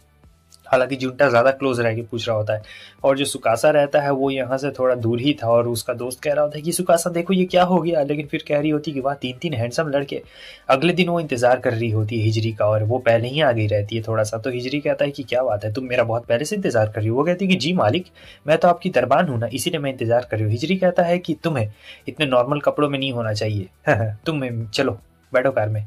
और यहाँ पे वो कह रहा होता है कि मैं तुम्हें एक लेके जाऊंगा बहुत ही अच्छे दुकानदार के पास। जैसा कि आप देख सकते हैं बहुत ही महंगा ड्रेस उसे खरीदाया रहता है और कहते हैं कि ये जो हील वाली तुमने सैंडल पहनी है ये बहुत ज़्यादा सस्ती लग रही है और ये ड्रेस लगभग $1000 का रहता है, यानी बहुत ज़्यादा महंगा रहता है। उसके बाद वो एकदम एक्सपेंसिव हील भी रहती है और हिजरी कह रहा होता है कि हाँ तुम मेरी कार से जानबूझ के टकराई थी ना, ताकि तुम मेरी कार में आ सको और ये सब एक्सपेंसिव गिफ्ट तुम ले सको। मैं जानता हूँ ऐसा बहुत सारी लड़कियां करती है मगर वो कामयाब नहीं हो पाती है, मगर तुम इसमें काफ़ी ज़्यादा अच्छी हो। अब ये सुन के गुस्सा आ जाता है होशीनो को और वो ड्राइवर से कहती है कितनी की है ये ड्रेस, इसके मुंह पे मार के फेंकूंगी। हाँ, तो वो कहता है कि $1000 की है मैडम, आप अफोर्ड नहीं कर पाएंगी। तब वो एकदम चुप हो जाती है और फिर हिजरी से ही यहाँ पे लड़ाई करने लगती है। फिर कहती है कि बस अब बहुत हो गया, बहुत ज़्यादा इसका रौब चल रहा है, तो गाड़ी रोको। मैंने कहा गाड़ी रोको, तो ड्राइवर तुरंत ही गाड़ी रोक देता है। तो वो तुरंत ही उतरती है और जो भी कान का झुमका उमका दिया रहता है वो उसकी तरफ फेंक देती है और कहती है कि ये ड्रेस मैं तुम्हें कल धो के दे दूंगी, रख लेना। और काफ़ी गुस्से में वहाँ से जा रही होती है। हिजरी को यकीन नहीं हो रहा होता है कि भाई कैसे, ऐसा कैसे हो सकता है, किसी लड़की ने भाई मुझे रिजेक्ट कर दिया, क्या वो इंटरेस्ट नहीं है मुझ में? आज तक कभी ऐसा नहीं हुआ। और स्कूल में भी यही सोच रहा होता है। इतनी देर में होशीनो आ जाती है और कहती कि ये लो तुम्हारी फालतू सी ड्रेस, मैंने इसे धो के रख दिया है। और वो कहता है एटीट्यूड में, लेकिन उससे पहले वो चली जाती है। इसके बाद ये कॉल लगाता है अपने दोस्त को और कहता है कि पता लगाओ। आगे हमें दिखाया जाता है कि ये जा रही होती है जुंटा के साथ में और सोचती है कि ये कितना ज़्यादा अच्छा है, उस हिजरी की तरह नहीं है। वो तो बहुत ज़्यादा दिमाग खराब करता है और शो ऑफ करता है अपने पैसों में ही कि वो कितना ज़्यादा अमीर है, कितना ऐसा है, कितना वैसा है। जुंटा देखो कितना अच्छा है, कितना ज़्यादा सिंपल है और मस्त हम लोग आराम से चल रहे हैं। जुंटा काफ़ी अच्छा लग रहा होता है क्योंकि वो होशीनो के साथ घर जा रहा होता है ना, इसीलिए। आगे हम देखते हैं कि यहाँ पे रीरी आ चुकी रहती है और इसे देख के तो इसे गुस्सा आ जाता है। कह रही होती है कि ये सब तुम्हारी वजह से हुआ है, लेकिन रीरी कहती है कि मेरी वजह से कुछ भी नहीं हुआ है। इतनी देर में क्या होता है कि हिजरी वहाँ पे आ चुका रहता है और कहता है कि हाँ कितना अलग है ना। फिर वो उसके साथ उसके घर में चला जाता है और यहाँ पे वो कहती है कि तुम यहाँ पे क्यों आए हो प्रिंस साहिबा? और ये लोग कह रहे होते हैं कि हाँ मजा आ रहा है। हिजरी कहता है ये दोनों कौन है? तब जुंटा अपना इंट्रोडक्शन देता है और रीरी अपना इंट्रोडक्शन दे रही होती है, लेकिन उसे इन दोनों से मतलब नहीं रहता है। वो कहता है कि मैं तुम्हारे लिए गिफ्ट लेके आया हूँ। तो यहाँ गिफ्ट में चॉकलेट्स भी रहते हैं और साथ ही साथ बहुत ही प्यारी प्यारी बिल्लियाँ भी रहती है, जिसे देख के उसका एकदम मन डोल गया रहता है। और वो कहता है कि तुम चाहो तो इन सारे गिफ्ट्स को रख सकती हो, मैं ये गिफ्ट्स तुम्हारे लिए लाया हूँ, जाओ गरीबों में बांट देता हूँ। मजा आ रहा है ना।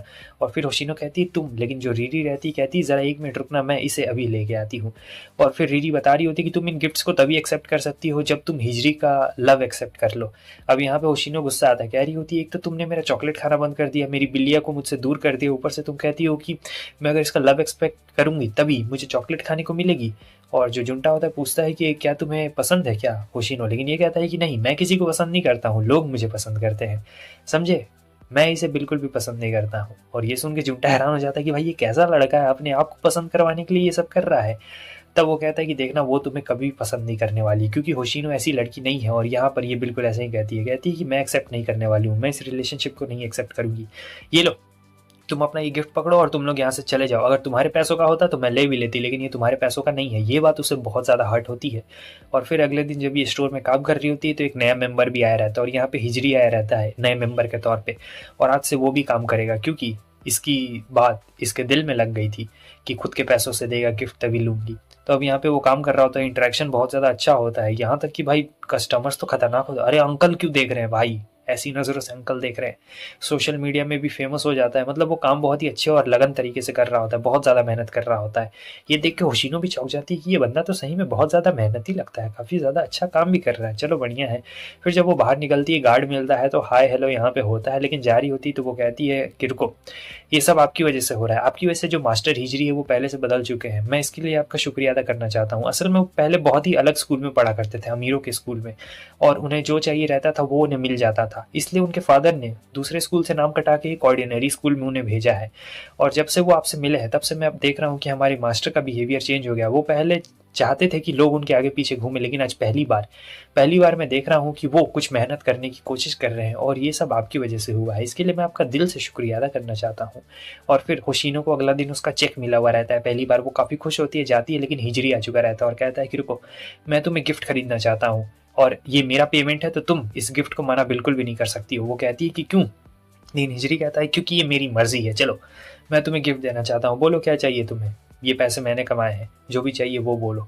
तो वो सोच रही होती है कि अच्छा क्या लिया जाए क्या लिया जाए। तब बहुत ज़्यादा सोचने के बाद कहती है ठीक है मैं गिफ्ट एक्सेप्ट करूँगी, लेकिन चलो पहले चलते हैं।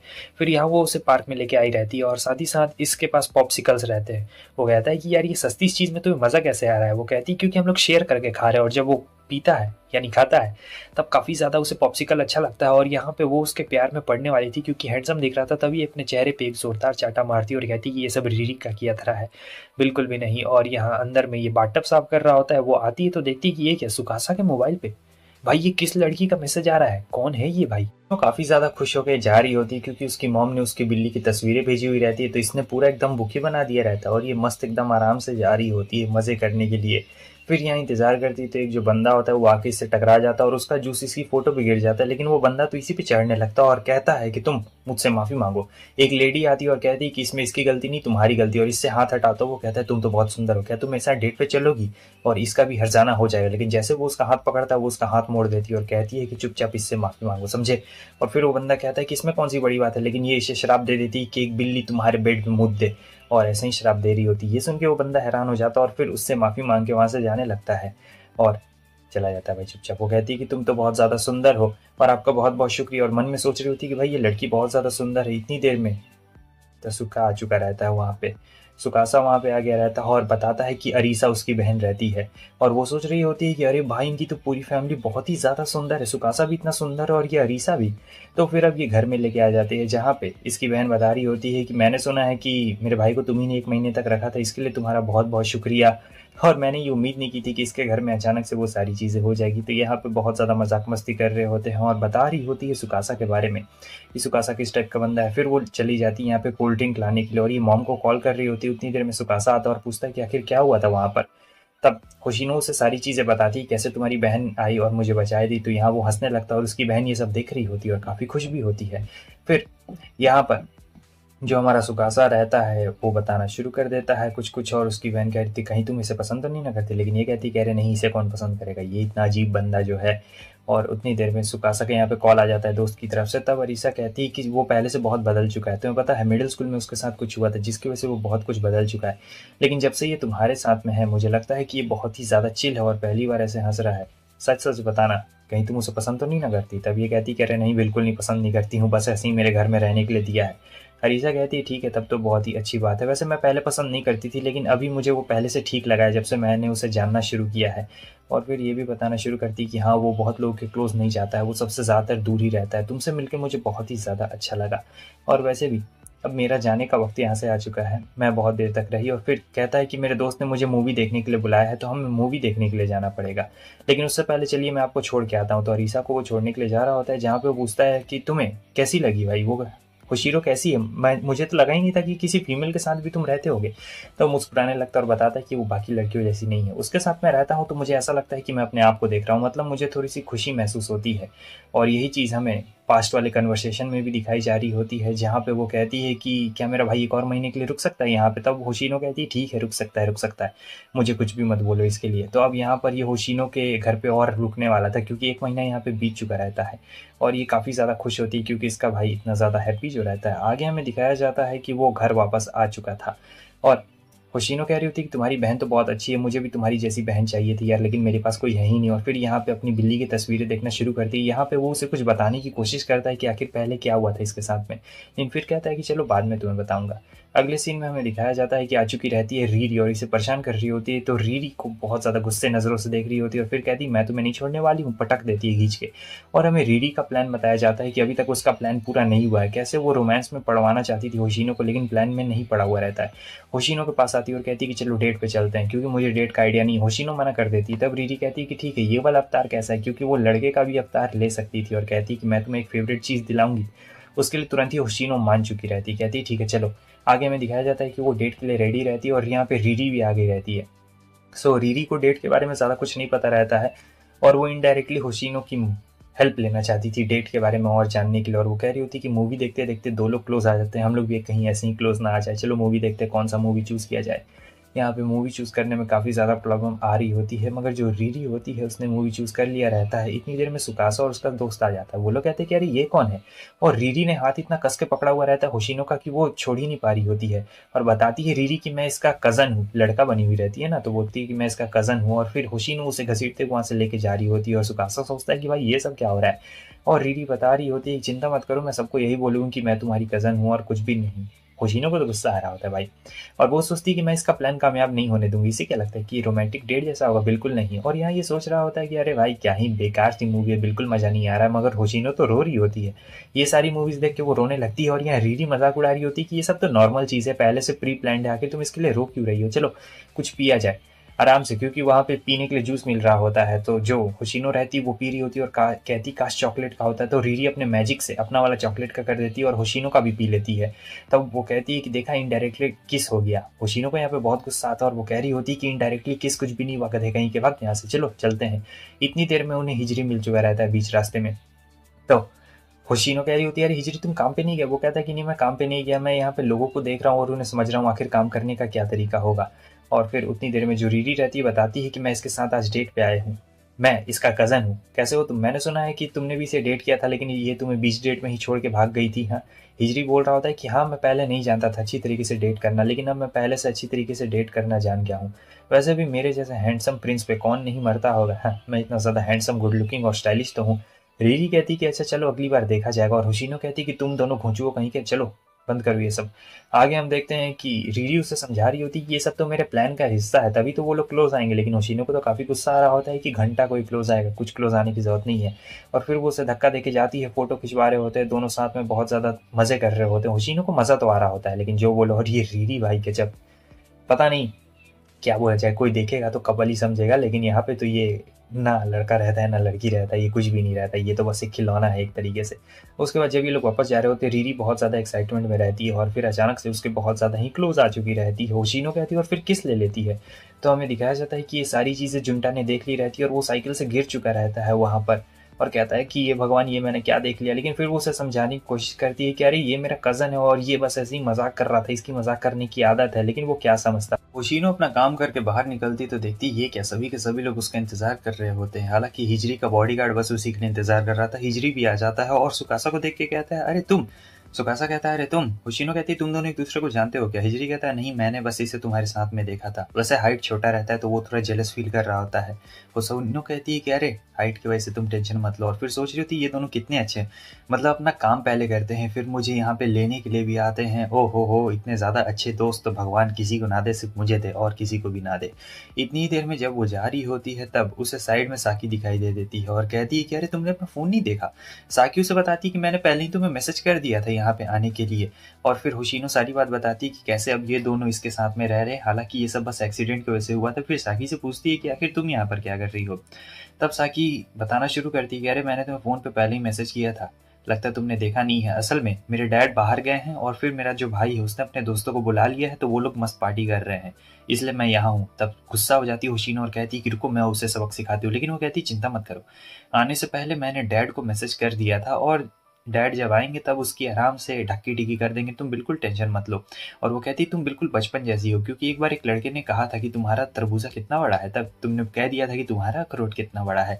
अब ये सुनने के बाद तो ये दोनों का रिएक्शन कुछ बड़ा ही अजीब रहता है, क्योंकि साकी बहुत ही स्ट्रेट फॉरवर्ड रहती है, बताओ, बहुत ज़्यादा, जैसा कि इसने बचपन में किया था। और ये दोनों का हंसी नहीं रुक रही होती है। फिर ये लोग रूम में आ चुके रहते हैं, जहाँ पे वो कहती तुम अभी भी गेम खेलती हो क्या होशिनो? होशिनो कहती कि हाँ, नहीं नहीं नहीं, अभी गेम नहीं खेलती हूँ, बस ऐसे ही रहता है मेरा थोड़ा। तो इन दोनों का सोने का टाइम हो गया रहता है, जहाँ पे ये सोचती है कि मैं अपनी फ्रेंड को तो कुछ बता सकती हूँ, लेकिन इसका पेट खराब हो जाता है और ये तुरंत ही बाथरूम की ओर भाग रही होती है।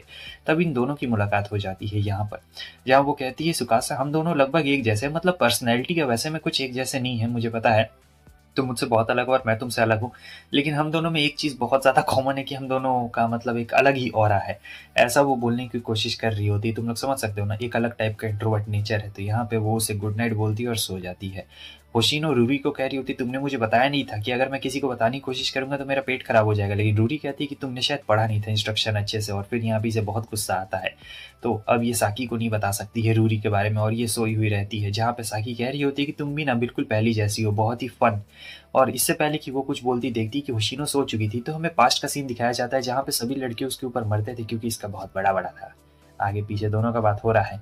तो ये बहुत ज़्यादा अंडर कॉन्फिडेंट महसूस करती थी, क्योंकि कोई भी इससे मिलता था तो चेहरे पे नहीं देखता था, कहीं और ही देखता था। और लड़कियां भी कहती थी कि तुम बहुत ज़्यादा खूबसूरत हो। तो एक दिन क्या होता है, एक लड़की टकरा जाती है और यहाँ पे साकी उससे माफ़ी मांग रही होती है, मगर वो लड़की कहती तुम मुझसे जानबूझ के टकराई हो। तभी होशिनो आती है और बताती है कि तुम इससे जानबूझ के टकराई हो। सब लड़के कहने लगते हैं लगता है ये साकी से जलती है। और उस दिन से ये दोनों बहुत ही अच्छे दोस्त बन गए थे, क्योंकि होशिनो ने मदद की थी।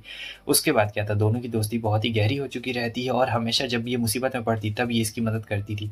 जैसे कि लोग इसका कहते थे बहुत बड़ा है, तो वो कुछ करती थी। आगे हमें एक बंदे को दिखाया जाता है जिसका नाम मोरी रहता है, हालांकि वो इसका थोड़ा सीनियर रहता है और कहता है कि अगर तुम चाहोगी तो मैं तुम्हें डेट करूंगा, मतलब देखो अगर तुम नहीं चाहोगी तो मैं तुम्हारा हाथ नहीं पकड़ूंगा। तो वो बहुत ही अच्छा बनने की कोशिश कर रहा होता है और ये अपने दोस्तों को बताती है मोरी के बारे में। तो ये लोग कहते हैं कि मोरी के ऊपर ट्राई करो। हालांकि इसे मोरी बिल्कुल भी पसंद नहीं था, लेकिन फिर भी सोच रही होती है कि चलो एक बार ट्राई कर लेती हूँ। और फिर ये और मोरी धीरे धीरे करके क्लोज आ रहे थे। मोरी ने अभी तक इसका हाथ कुछ भी नहीं पकड़ा था, जब तक ये बोलेगी नहीं तब तक वो नहीं पकड़ेगा। एक दिन वो कहता है कि तुम मेरे घर स्टडी करने क्यों नहीं आती हो, मैं तुम्हें अच्छे से पढ़ा सकता हूँ। तब वो कहती है कि तब मोरी कहता है अरे आओ ना यार, क्या प्रॉब्लम है। फिर उसके बाद वो उसके घर आ जाती है स्टडी करने के लिए। और फिर साकी जब वो पढ़ रही होती है तब मोरी अचानक से क्लोज आ जाता है और फिर वो उसे रोकती है, कहती तुम ये क्या कर रहे हो। तब वो कहता है जैसे कि तुम्हें पता ही ना हो, तुम मेरे घर आने के लिए राजी हो गई थी, तो अब इतना ज़्यादा शर्मा क्यों रही हो। लेकिन यहाँ पे उसे गुस्सा आता है, वो बुक उठाती है और मार देती है सर पे और तुरंत ही वहाँ से भाग जाती है और फिर चैन की सांस लेती है। अगले दिन जब वो स्कूल में आई थी तो अफवाह बहुत ज़्यादा फैल गई रहती है। अफवाह ये फैली होती है कि इसने मोरी का घर तक पीछा किया और मोरी ने इसका प्रपोजल रिजेक्ट कर दिया, इसलिए इसने मोरी के सर पे बुक मार दिया, जिससे उसके सर पे चोट लगी। और ये बात मोरी ही फैला रहा होता है और कोई नहीं फैला रहा होता। ये सुन के साकी को बहुत दुख होता है। मगर इतनी देर में जो होशिनो रहती वो वहां पे आ चुकी थी और फिर अपने दोस्तों से कहने की कोशिश कर रही होती है कि क्या तुम लोग को ऐसा लगता है कि हमारी साकी ऐसा कर सकती है। नहीं, हमारी साकी ऐसा बिल्कुल नहीं कर सकती। और फिर वो मोरी के पास जाती है और उसे भी बढ़िया से सबक सिखाती है। वो कहती है कि तुमने झूठ क्यों बोला, और पूरे स्कूल को सच्चाई पता लग गई रहती है कि क्या सच्चाई थी, समझे। और यहाँ साकी बहुत रो रही होती, पहली बार उसके साथ ऐसा हुआ रहता है, लेकिन ये इसके साइड में रहती है तो इसे पूरा खुश करती, कहती है टेंशन मत लो। आगे हमें दिखाया जाता है रीरी कह रही होती चलो समर फेस्टिवल के लिए चलते हैं, बहुत ज़्यादा एक्साइटेड हूँ। लेकिन सुकासा कहता है कि मैं नहीं जाऊँगा यार, जाना बहुत बेकार है। लेकिन होशिनो कहती है कि चलो चलते हैं और सोच रही होती है कि अगर ये मेरे साथ नहीं चलेगा तो जुंटा मुझसे अपना लव कन्फेस कर देगा। लेकिन जुंटा सोच रहा होता है कि अगर सुकासा नहीं चलेगा तो मुझे अकेले लव कन्फेस करने में दिक्कत होगी, अगर वो साथ में रहेगा तो कम से कम मुझे आसानी तो हो जाएगी। तो दोनों बिल्कुल अलग अलग सोच रहे होते हैं। रीरी कहती तुम लोग बिल्कुल टेंशन मत लो, मैं सारी चीज़ों का ख्याल अपनी तरफ से रख लूंगी, तुम्हें कपड़ों का कोई भी टेंशन नहीं होगा। तब सुकासा जाने के लिए यहाँ पर रेडी हो चुका रहता है। ठीक है, तो उसके बाद अब ये लोग कीमोनो पहन चुके रहते हैं और जाने के लिए भी अब एकदम रेडी होते हैं। तो फाइनली ये लोग जा रहे होते हैं। जुंटा गुम गया रहता है। अब वो गुम गया रहता है और ये लोग ढूंढ रहे होते हैं। साही सोचती है कि अरे भाई वो कहाँ पर है, और जुंटा उधर दूर में रहता है। फिर वो उससे देख लेती है और उसके पास जाने की कोशिश कर रही होती है। अचानक से दोनों का हाथ पकड़ा जाता है और वो कहती है कि ज़्यादा कुछ मत सोचो। यहाँ पे उसका दोस्त देख लेता है और कहता है तुम दोनों, तो वो कहता है कि नहीं नहीं ऐसा कुछ नहीं है। इतनी देर में इनके दोस्त भी आ चुके रहते हैं, जहाँ पे जुंटा का दोस्त उसे साइड में लेके आता है और कहता है वो हैंडसम सा बंदा, वो मतलब कौन है। तब जुंटा कहता है अरे कुछ नहीं, वो बस उसका फ्रेंड है। तब ये कहता है ओह मैं तो कुछ ज़्यादा ही सोच रहा था, वैसे वो बहुत ज़्यादा हैंडसम और काफ़ी ज़्यादा पॉपुलर भी है लड़की लोग के बीच में, तो तुम्हें सचमुच यकीन है कि तुम होशिनो के बन सकते हो बॉयफ्रेंड। तो वो कहता है कि हाँ। उसके बाद वो चला जाता है। आगे हमें दिखाया जाता है कि अब ये लोग जा रहे होते हैं और ये लोग मस्त मज़ा कर रहे होते हैं और इसे कैब के बिना थोड़ा सा अजीब लग रहा होता है, समझे। तो साकी कहती है कि मैं कुछ खाने के लिए लेके आती हूँ। तो वो जाती है तो उसे ओडा मिल चुका रहता है, जो कि हमारे सुकासा का दोस्त है। वो बताता है कि मैं अपनी बहन के साथ आया हूँ। अरे तुम लोग किसके साथ, अच्छा तो तुम पूरा आए हो। फिर इधर हमें दिखाया जाता है मोरी को, जो आ जाता है और कहता है ओ ये मेरी एक्स गर्लफ्रेंड है। झूठ झूठ कितना बोल रहा होता है। जहाँ पे वो कहता है अच्छा तो ये बंदा तुम्हारा नया बॉयफ्रेंड है क्या। और फिर उसे अनकंफर्टेबल महसूस हो रहा होता है। ओडा ये देख लेता है तो उसका हाथ पकड़ के खींच लाता है और उसे कहता है कि अब तुम ठीक हो, चलो अब वो तुम्हें परेशान नहीं करेगा। यहाँ पे वो उसे कह रही होती है कि तुम्हारा बहुत बहुत शुक्रिया। ओडा कहता है कि शुक्रिया कहने की कोई भी जरूरत नहीं है, मैं तो तुम्हारा दोस्त ही जैसा हूँ। उसके बाद अब ये लोग फायर क्रैकर्स का भी इंतजार कर रहे होते हैं कि कब फायर क्रैकर्स शुरू होंगे, और फायर क्रैकर्स शुरू हो गए रहते हैं। सब लोग देख रहे होते हैं। यहाँ पे फोटो खींचने का सोच रही होती है होशिनो, तो सोचती है फोटो खींच लूं, लेकिन उतनी ही देर में सभी लोग आ चुके रहते हैं फ्रेम में और सबका एक साथ फोटो यहाँ पे क्लिक हो जाए। हिजरी और उसका बॉडीगार्ड भी यहीं पे रहता है, वो लोग भी मजे कर रहे होते हैं और फिर सब लोग यहाँ खाना शुरू कर देते हैं। अचानक से क्या होता है कि होशिनो का पैर यहाँ पर फिसल चुका रहता है और ये सब रीरी ने किया रहता है, लेकिन ये दोनों से पकड़ लेते हैं। उसके बाद तो भाई वो रीरी को बहुत ही बुरी तरीके से मार रही होती है, कहती है ये तुम्हारी वजह से हुआ है। फिर जो हिजरी रहता है वो अपने बॉडीगार्ड को भी खाने के लिए देता है और कहता है कि तुम्हारा बहुत बहुत शुक्रिया, तुम मेरा हमेशा ख्याल रखते हो। आगे हमें एक लड़की को दिखाया जाता है जिसकी नज़र सुकासा पे रहती है, हालांकि ये कंप्यूटर में फोटो देख रही होती है। चीनो मस्त आई रहती है हिजरी के साथ में और वो कहती है तुम मुझे बार बार डेट के लिए क्यों लेके आते हो। तो वो कहता है कि वो मैं इसलिए लेके आता हूँ क्योंकि मुझे मजा आता है, मैं दिखाना चाहता हूँ कि मैं कितना ज्यादा अच्छा हूँ। वो कहती चलो ये गेम खेलते हैं, लेकिन हिजरी कहता है कि चलो पूरा खरीद लेता हूँ, कोई बड़ी बात नहीं है मेरे लिए ये सब खरीदना। होशिनो कह रही होती है कि अरे बेवकूफ़ कहीं के, कुछ गेम्स भी खेला करो तभी ना मजे आएंगे। बॉडीगार्ड को शक होता है जैसे कोई देख रहा है, लेकिन फिर ये लोग यहाँ पे आराम से फोटो खिंचवाने लगते हैं और बहुत ज़्यादा मजे कर रहे होते हैं। बाद में हमें दिखाया जाता है कि होशिनो जाती है तो एक लड़की पीछे से आती है और वो पूछती है कि सुकासा भी तुम्हारे साथ रह रहा है ना। होशिनो कहती है कि हाँ। तब ये बताने लगती है कि ये सुकासा की मंगेतर है और कुछ ऐसे प्रॉब्लम्स की वजह से हम लोग अभी दूर रह रहे हैं। और फिर यहाँ पे बॉडीगार्ड भी हिजरी को बता रहा होता है कि मुझे लग रहा था कोई हमारा पीछा कर रहा है। हिजरी सोचता है कि मुझे होशिनो को कहना चाहिए कि उसे सावधान रहना चाहिए। तो आगे ये लड़की जो जा रही होती है ये काफ़ी ज़्यादा अजीब लग रही होती है होशिनो को, क्योंकि ये जैसे बात कर रही होती है और जैसे चल रही होती है उसे बहुत ज़्यादा ही अलग लग रहा होता है कि भाई ये सुकासा के बारे में बहुत कुछ जानती थी और ये भी बताती है कि मैं उसे बहुत दिनों से ढूंढ रही थी, लेकिन उस दिन मैंने उसकी ये पिक देखी और मुझे पता चल गया। होशिनो का पूरा शक हो रहा होता है। इतनी देर में सुकासा आ चुका रहता है और वो कहती है वो सुकासा माई लव, लेकिन उससे पहले वो चली जाती है बीच में और कहती है नहीं, तुम इसे टच नहीं कर सकती हो। और फिर उसके बाद वो लड़की को बहुत ज़्यादा गुस्सा आ रहा होता है और वो तुरंत ही सुकासा को लेके वहाँ से चली जाती है अंदर में और पूछ रही होती है कि क्या हुआ, लेकिन सुकासा की तो हालत यहाँ पे ख़राब होती है और वो एकदम पसीना पसीना हो चुका रहता है। सुकासा कह रहा होता है कि मुझे उल्टी आ रही है, 1 मिनट। और फिर वो बताती है कि देखो हम लोग ऐसे मिले और ये सब उसने बोला था। सुकासा का हाथ पूरा एकदम गीला गीला हो गया रहता पसीने से और होशिनो का हाथ पकड़ लेता है, कहता मुझे छोड़ के मत जाओ। वो मैं तुमसे उस दिन एक बात कहने वाला था ना, मुझे यही बात तुमसे कहनी थी। ये बात बहुत ही, वो मेरी स्टॉकर है। ये सुन के होशिनो के होश उड़ चुके रहते हैं और कहती है क्या वो तुम्हारी स्टॉकर है। और फिर सुकासा यहाँ पे बताना शुरू कर देता है कि कैसे मैं उस स्टॉकर से मिला। तो सबसे पहले यहाँ पे पास्ट का सीन दिखाया जाता है जहाँ पे ये स्कूल जा रहा था। तो उस लड़की का बैग गिर गया था, कोई उसे उठा के नहीं दे रहा था, तो सुकासा उसे उठा के दे देता है। और फिर उसके बाद से हर दिन जब भी वो स्कूल के रास्ते में जाता उसे वो लड़की वहाँ पे मिलती और वो उसे गुड मॉर्निंग विश किया करती थी। और सुकासा को ये बहुत ज़्यादा अजीब लग रहा होता है कि एक लड़की भाई ऐसे क्यों कर रही है। अचानक से कुछ दिन बाद घर में एक डिलीवरी आती है शर्ट की, तो वो सोचता है कि इसकी मॉम या दीदी ने इसके लिए शर्ट मंगाई होगी, लेकिन किसी ने भी नहीं मंगाई थी। और फिर जब वो पास से गुजरता है उस लड़की के, तो वो पूछती है तुम शर्ट में अच्छे लग रहे थे। और बार बार ऐसे करते करते बहुत सारी डिलीवरीज आना शुरू हो चुकी रहती है जहाँ पे उसके डैड कह रहे थे कि सुकासा कहीं तुम अपनी मॉम का क्रेडिट कार्ड इस्तेमाल करते हो कि तो ये सारी डिलीवरीज नहीं ना ले रहे हो। और इसके डैड बड़े ही अजीब टाइप के इंसान रहते हैं, समझे। और यहाँ पे सुकासा मतलब बोलता भी तो क्या बोलता कि भाई एक लड़की उसे स्टॉक कर रही है, और यहाँ पे वो उस दिन उसे पकड़ ही लेती है और कह रही होती है हम लोग काफ़ी सेम एज के हैं, काफ़ी ज़्यादा अच्छे दिखते हैं। वो उसका हाथ भी पकड़ लेती है, ये हाथ छुड़ाने की कोशिश कर रहा होता है। और फिर यहाँ पे ग्रीन सिग्नल आ जाता है, तो फिर वो जाने लगता है और देखता है कि दिन रात हर दिन मतलब वही सेम रहता है। वो लड़की उसका पीछा कर रही थी, एक दिन तो स्कूल के पास आ जाती है और कहती है कि तुम कितने अच्छे हो। सुकासा की तो हालत ख़राब हो गई थी भाई, पैंट गीला कर देता है उस दिन। और फिर ये जब जूस पीता है तो अचानक से इसे चक्कर आ चुका रहता है और ये बेहोश हो गया था। फिर वो लड़की वाइस के कमरे में आ जाती है और कहती है मेरे प्यारे सुकासा। फिर बहुत सारी सेल्फीज लेती है और इंस्टा पे पोस्ट भी कर देती है कि कैसे मेरी क्लास की सारी लड़कियां बहुत बेकार है और मैं इस लड़की को डेट कर रहा हूँ। मतलब यहाँ पे तस्वीरें शेयर कर दी रहती है। और फिर वहाँ पे उसके डैड बहुत गुस्सा कर रहे होते हैं, कहते हैं कि तुम। और फिर उसके बाद जो सुकासा रहता है काफ़ी डरा हुआ रहता है, किसी को क्या ही बोलता, लेकिन वो लड़की तब भी उसका पीछा कर रही होती है। उसकी बहन आ जाती है और कहती है कि मेरे भाई से दूर रहो। अब यहाँ पे अगले दिन उससे स्कूल जाने का बिल्कुल भी मन नहीं कर रहा होता है। ये चीज़ उसकी मॉम देखती है और कह रही होती कि नहीं जाना है तो मत जाओ। और फिर यही सारी बातें वो होशिनो को बताता है और ये भी बता रहा होता है कि उसके बाद मेरे टीचर और मेरी मॉम ने मदद की मुझे वहाँ से निकलने में। मतलब इसीलिए मैं कैप पहन के रहता हूँ ताकि कोई मुझे ना देखे। मुझे ये सब बिल्कुल अच्छा नहीं लगता है। मतलब समझ रहे हो, बचपन से ही वैसा कुछ अलग टाइप का डर बन गया रहता है। होशिनो से गले लगा लेती है और वो कहता है काश तुम मुझे पहले मिल गई रहती। और होशिनो कहती है कोई बात नहीं, हम लोग देख लेंगे। उसके बाद सभी लोग यहाँ पे आ चुके रहते हैं और ये लोग प्लानिंग कर रहे होते हैं कि कैसे इससे पीछे छुड़ाया जाए। और यहाँ पे इसकी जो मॉम रहती है इसे कह रही होती है कि तुम उस लड़के का पीछा नहीं छोड़ सकते हो क्या। तब ये कह रही होती है अपनी मॉम को कि जब कोई मेरी मदद नहीं कर रहा था, कोई मुझसे अच्छे से बात नहीं करता था, तब वो सुकासा ही था जो मुझसे अच्छे से बात करता था।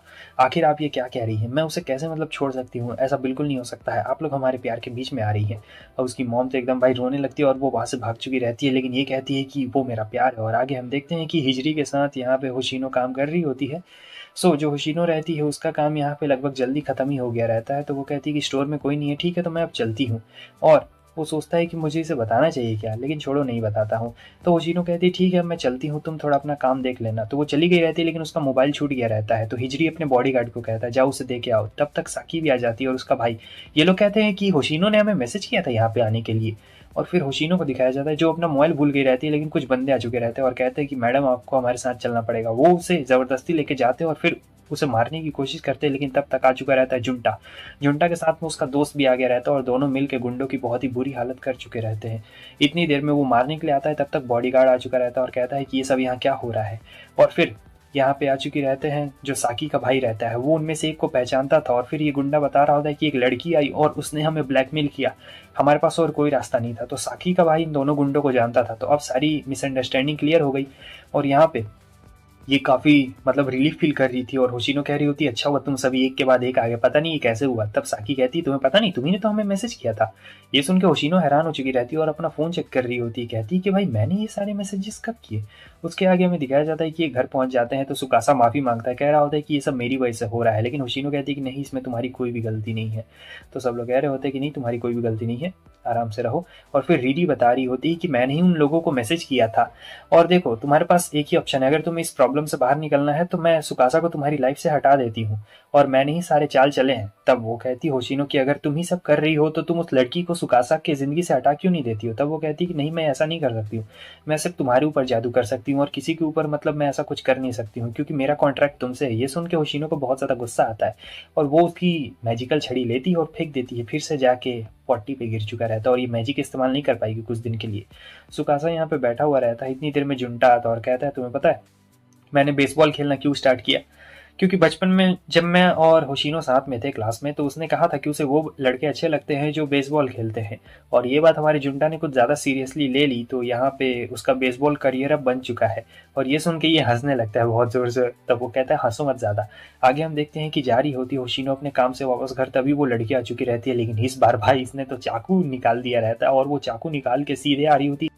भाई होशिनो के सर पे एक कट भी लग चुका रहता है और यहाँ पे ये लोग ढूंढने के लिए जा रहे होते हैं होशिनो को, लेकिन सुकासा की बहन उससे कहती है कि हमें टीम अप में होकर जाना चाहिए और रीरी सोच रही होती है कि मैं तो अपना मैजिक भी इस्तेमाल नहीं कर सकती। उतनी देर में ये देख लेता है और फिर वो कहती है कि मेरे प्यारे सुकासा ओहो, और वो याद आने लगता है उसे सारी चीज़ें। तो वो कहने लगता है कि दूर हट जाओ होशिनो से, दूर हट जाओ, लेकिन वो कहता है कि दूर हट जाओ और फिर पंच मारता है और उससे उसका चाकू गिर चुका रहता है और वो कहती है कि नहीं ये सब तुम्हें कंट्रोल कर रहे हैं सुकासा, मेरी बात तुम अच्छी तरीके से समझो, ये लोग हमारे प्यार के बीच में आ रहे हैं। मगर सुकासा कहता है कि मैं तुम्हारा चेहरा कभी भी नहीं देखना चाहता हूँ। इतनी देर में होशिनो उसके बीच में आ जाती है, फिर पुलिस भी वहाँ पे आ गई रहती है और अचानक से ये बेहोश हो जाती है।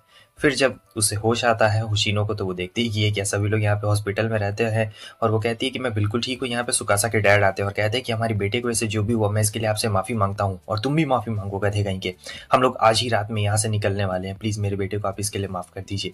और फिर वो उससे कह रहे होते कि चलो हमें यहाँ से चलना होगा, मगर जो होशिनो रहती है वो उसका हाथ पकड़ लेती है और कहती है कि ये कहीं नहीं जाने वाला है, चलो सुकासा हम लोग अपने घर चलते हैं। जब आपके बेटे को आपकी ज़रूरत थी तब आपने इसकी मदद नहीं की और उस वक्त भी आपने उस लड़की का साथ दिया था, आप बहुत बुरे हैं। और यही कहने के बाद वो उसे ले जाने लगती है और उसके डैड के तो पसीने छूट जाते हैं, ये तो कुछ बोल ही नहीं पा रहे होते हैं। दूसरी तरफ जो उसकी सिस्टर और मॉम रहती है वो तो हंस रही थी। आगे हमें दिखाया जाता है कि finally home sweet home, finally ये लोग घर पहुंच चुके रहते हैं जहाँ पे उसके सर पे हाथ रख के कह रहा होता है कि तुम्हें पता है वो पहला दिन वाला इंसिडेंट, उस दिन मुझे मैसेज आया था क्या मेरी कोई गर्लफ्रेंड बनी है या फिर नहीं बनी है, और फिर क्या हुआ था तुम्हें याद है ना, तुम्हारे हाथ से वैसे मेरा फ़ोन गिर गया था एक तरीके से और फिर उस दिन से हम लोग दोनों कितने ज़्यादा क्लोज आ गए हैं। तो यही वो बता रहा होता है कि पहले होशिनो तुम बहुत ज़्यादा अलग थी लेकिन अब बहुत ज़्यादा ही मुझे अच्छी लग रही हो। एक तरीके से बताना चाहता था कि वो बहुत ज़्यादा पसंद करता है। फिर वो उसे हक भी कर लेता है। इतनी देर में क्या होता है कि जुंटा आ जाता है, कहता है क्यों माफ़ करना भाई गलती से आ गया। वो भागने लगता है तो होशिनो कहती है कि अरे नहीं नहीं नहीं ऐसा कुछ भी नहीं था। उसके आगे हम देखते हैं कि ये सोच रही होती है कि अरे यार मॉम ये क्या कर रही है, क्योंकि इसकी मॉम भी आगे रहती है और इसके डैड अभी आने वाले रहते हैं तो ये लोग मजाक उड़ा रहे होते हैं। और इधर होशिनो सोच भी रही होती है कि अरे यार आखिर ये रीरी कहाँ पे चली गई, रीरी का तो अभी कुछ अता पता ही नहीं है। और जो हमारा हिजरी रहता है ये अपने कनेक्शंस के जरिए इस केस को रफा दफा करने की कोशिश कर रहा होता है जितनी जल्दी हो सके और वो कहता है कि होशिनो के ऊपर अगले बार हमला नहीं होना चाहिए। रीरी ये सब देख रही होती है और अभी तक वो होशिनो के पास गई नहीं थी, लेकिन यहाँ पे ये कह रही होती कि एक और मौका मुझे मिलेगा और इस बार। लेकिन उतनी देर में रीरी आ जाती है और कहती है कि मैं एक जादूगरनी हूँ। वो लड़की उसके बीच में इंटरप्ट करती है, उसके बाद पता नहीं वो क्या करती है कि इसकी आंखें फटे के फटी रह जाती है। आगे हम देखते हैं कि ये सोच ही रही होती है, उतनी देर में रीरी आ गई रहती है। वो पूछती है कि रीरी तुम कहाँ थी, मगर वो कोई भी जवाब नहीं दे रही होती और वो ट्रांसफॉर्म हो चुकी रहती है। फिर उसके साथ बहुत ज़्यादा मजाक मस्ती करने लगती है। होशिनो को ये सब बहुत ज़्यादा अजीब लग रहा होता है। फिर वो उसे किस भी कर देती है तो बहुत ज़्यादा अजीब कह रही होती है कि अरे ये तुम क्या कर रही हो, लेकिन रीरी गायब हो जाती है।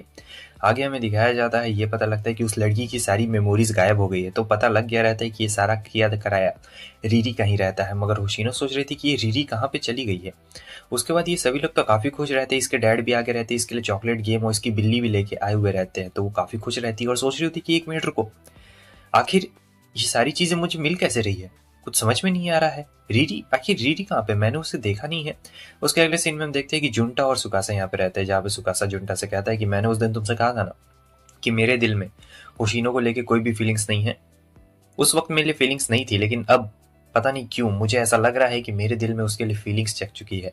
मतलब वो मुझे काफ़ी ज़्यादा अच्छी लगने लगी है और मैं चाहता हूँ कि आगे हमारा रिलेशनशिप हो। जुंटा कहता है कि मुझे पता है कि तुम दोनों का रिलेशनशिप बहुत अच्छा लगेगा। मैं तो पहले ही तुम्हें देख के हार मान गया था। इतनी देर में पता नहीं होशीनो चिल्लाने लगती ऊपर से और कहती है कि मैं नीचे आ रही हूँ। तब ये दोनों कहते हैं कि चलो हम लोग भी चलते। क्या हुआ? ये चिल्लाने लगती कि रीरी कहाँ पे हो तुम? तभी एक आवाज़ आती है और कहती है कि रीरी अब नहीं आने वाली है। और ये कोई और विज़ार्ड होता है और ये बता रही होती है कि रीरी ने कुछ फॉरबिडन स्पेल का इस्तेमाल किया है जिसकी वजह से उसे पनिशमेंट मिली है और वो अब नहीं आने वाली है। इतनी देर में जब वो दोनों आते हैं तो वो लोग भी इसे देख सकते थे। असल में इसने मैजिक स्पेल का इस्तेमाल नहीं किया था, ये भूल गई थी, इसलिए सब लोग इसे देख लेते हैं और उसके बाद वो पूरा कहानी बताना शुरू कर देती है जो भी विज़ार्ड रहती है कि कैसे कैसे क्या हुआ। और सुकासा उससे थैंक यू कह रहा होता है और जुंटा कहता है अच्छा तो ये सब तुम लोग का किया कराया था, इसलिए मैं मिल पाया इतने सालों बाद होशिनो से। फिर ये बताने लगती है कि कैसे रीरी ने सबसे पहले तुम्हारी बहुत ज़्यादा मदद की, किस तरीके से मदद की, और उस लड़की की मेमोरीज को गायब करना भी रीरी का ही हाथ है और इसके लिए उसे सज़ा मिली है और वो कभी भी अब ह्यूमन वर्ल्ड में वापस नहीं आ सकती है। हमारी कंपनी इसके लिए बहुत ज़्यादा स्ट्रिक्ट है, तो अब मुझे अपॉइंट किया गया है, जो भी काम होगा उसे मैं ही देखने वाला हूँ और कोई भी नहीं देखने वाला है। तो होशिनो काफ़ी बुरा लग रहा होता है कि भाई मेरी वजह से रीरी के साथ ये सब हुआ है। और फिर वो इसकी तरफ बहुत ही अजीब चेहरा बना के देखती है और अचानक से क्या होता है इसका स्टिक छीन लेती है और कहती है अगर रीरी को मेरे पास नहीं लाई तो बहुत बुरा होगा, क्योंकि एक बार अगर इसके अंदर डाल दिया तो ये मैजिक स्टिक काम नहीं करेगी। फिर वो अपने बॉस को कांटेक्ट लगाने की कोशिश कर रही होती है जो नई विज़ार्ड रहती है और कहती है ठीक है तुम रीरी से 15 मिनट के लिए मिल सकती हो। तो यहाँ पे वो मैजिक से रीरी को बाहर बुला लेती है जहाँ पे वो कहती है कि ओह फाइनली मैं बाहर आ गई। इसे संडास साफ करने का ऑर्डर मिला था उस दूसरी दुनिया में। और यहाँ पे ओशिरो कह रही होती है कि मैं तुम्हें नहीं छोड़ने वाली हूँ, तुमने मुझे पहले बताया क्यों नहीं रीरी? और रीरी कह रही होती है कि वो ऐसे ही मैंने नहीं बताया क्योंकि ये बहुत इमोशनल हो गई थी। असल में ये होशिनो को शायद पसंद करने लगी थी, इसलिए इसने होशिनो की ऐसी मदद की है कि भले इसे ही सजा क्यों ना मिल जाए इसे कोई फर्क नहीं पड़ता है। मगर होशिनो कह रही होती है कि देखो तुम लोग कुछ कर सकते हो ना, मतलब मैं जिसे लव करती हूँ उसे तुम लोग मेरे क्लोज ला सकते हो, क्यों यही बात है ना? तो यही सारी बातें हो रही होती है। तब वो उस दूसरे विज़ार्ड से कह रही होती है कि देखो मैं इसे बहुत ज़्यादा प्यार करती हूँ, बहुत ज़्यादा नहीं, 0.1% इससे प्यार करती हूँ। तो अब ये मेरे साथ ही रहेगी। तुम और तुम्हारा बॉस अपने पनिशमेंट का देख लो, ये कहीं भी नहीं जाने वाली है। इसके बाद तो भाई दोनों घबरा चुके रहते हैं और फिर फाइनली उसका बॉस मान गया रहता है। मतलब रीरी पता नहीं इनके साथ रहेगी या नहीं रहेगी, लेकिन अब ये लोग आगे बढ़ रहे होते हैं। जहाँ आज स्कूल जा रहे होते तीनों साथ में, ये सोच रही होती रीरी के बारे में। उतनी देर में हिजरी आ चुका रहता है और कहता है तुम लोग मेरे बिना जा रहे हो। वो हिजरी को थैंक यू कहती है। हिजरी कहता है क्यों? तब वो कहती है कि मुझे पता है तुम ही ने केस को रफा दफा किया है जल्दी से, लेकिन तुम उसका क्रेडिट नहीं ले रहे हो। हिजरी कहता है कि तुम लोग ये क्या बातें कर रहे हो, और वो वहां से चला जाता है। आगे हमें दिखाया जाता है कि ये सोच रही थी क्या रीरी इस दुनिया में वापस नहीं आएगी, लेकिन फिर हमें दिखाया जाता है कि रीरी को इस दुनिया में वापस भेज दिया गया रहता है। और इसी के साथ दोस्तों हमारा ये जो सीरीज़ है इसका हैप्पी एंडिंग हो चुका रहता है। इसका कोई सीज़न 2 नहीं है। अगर सीज़न 2 आएगा तो मैं कर दूंगा। ठीक है, फिर मिलते हैं। Bye bye.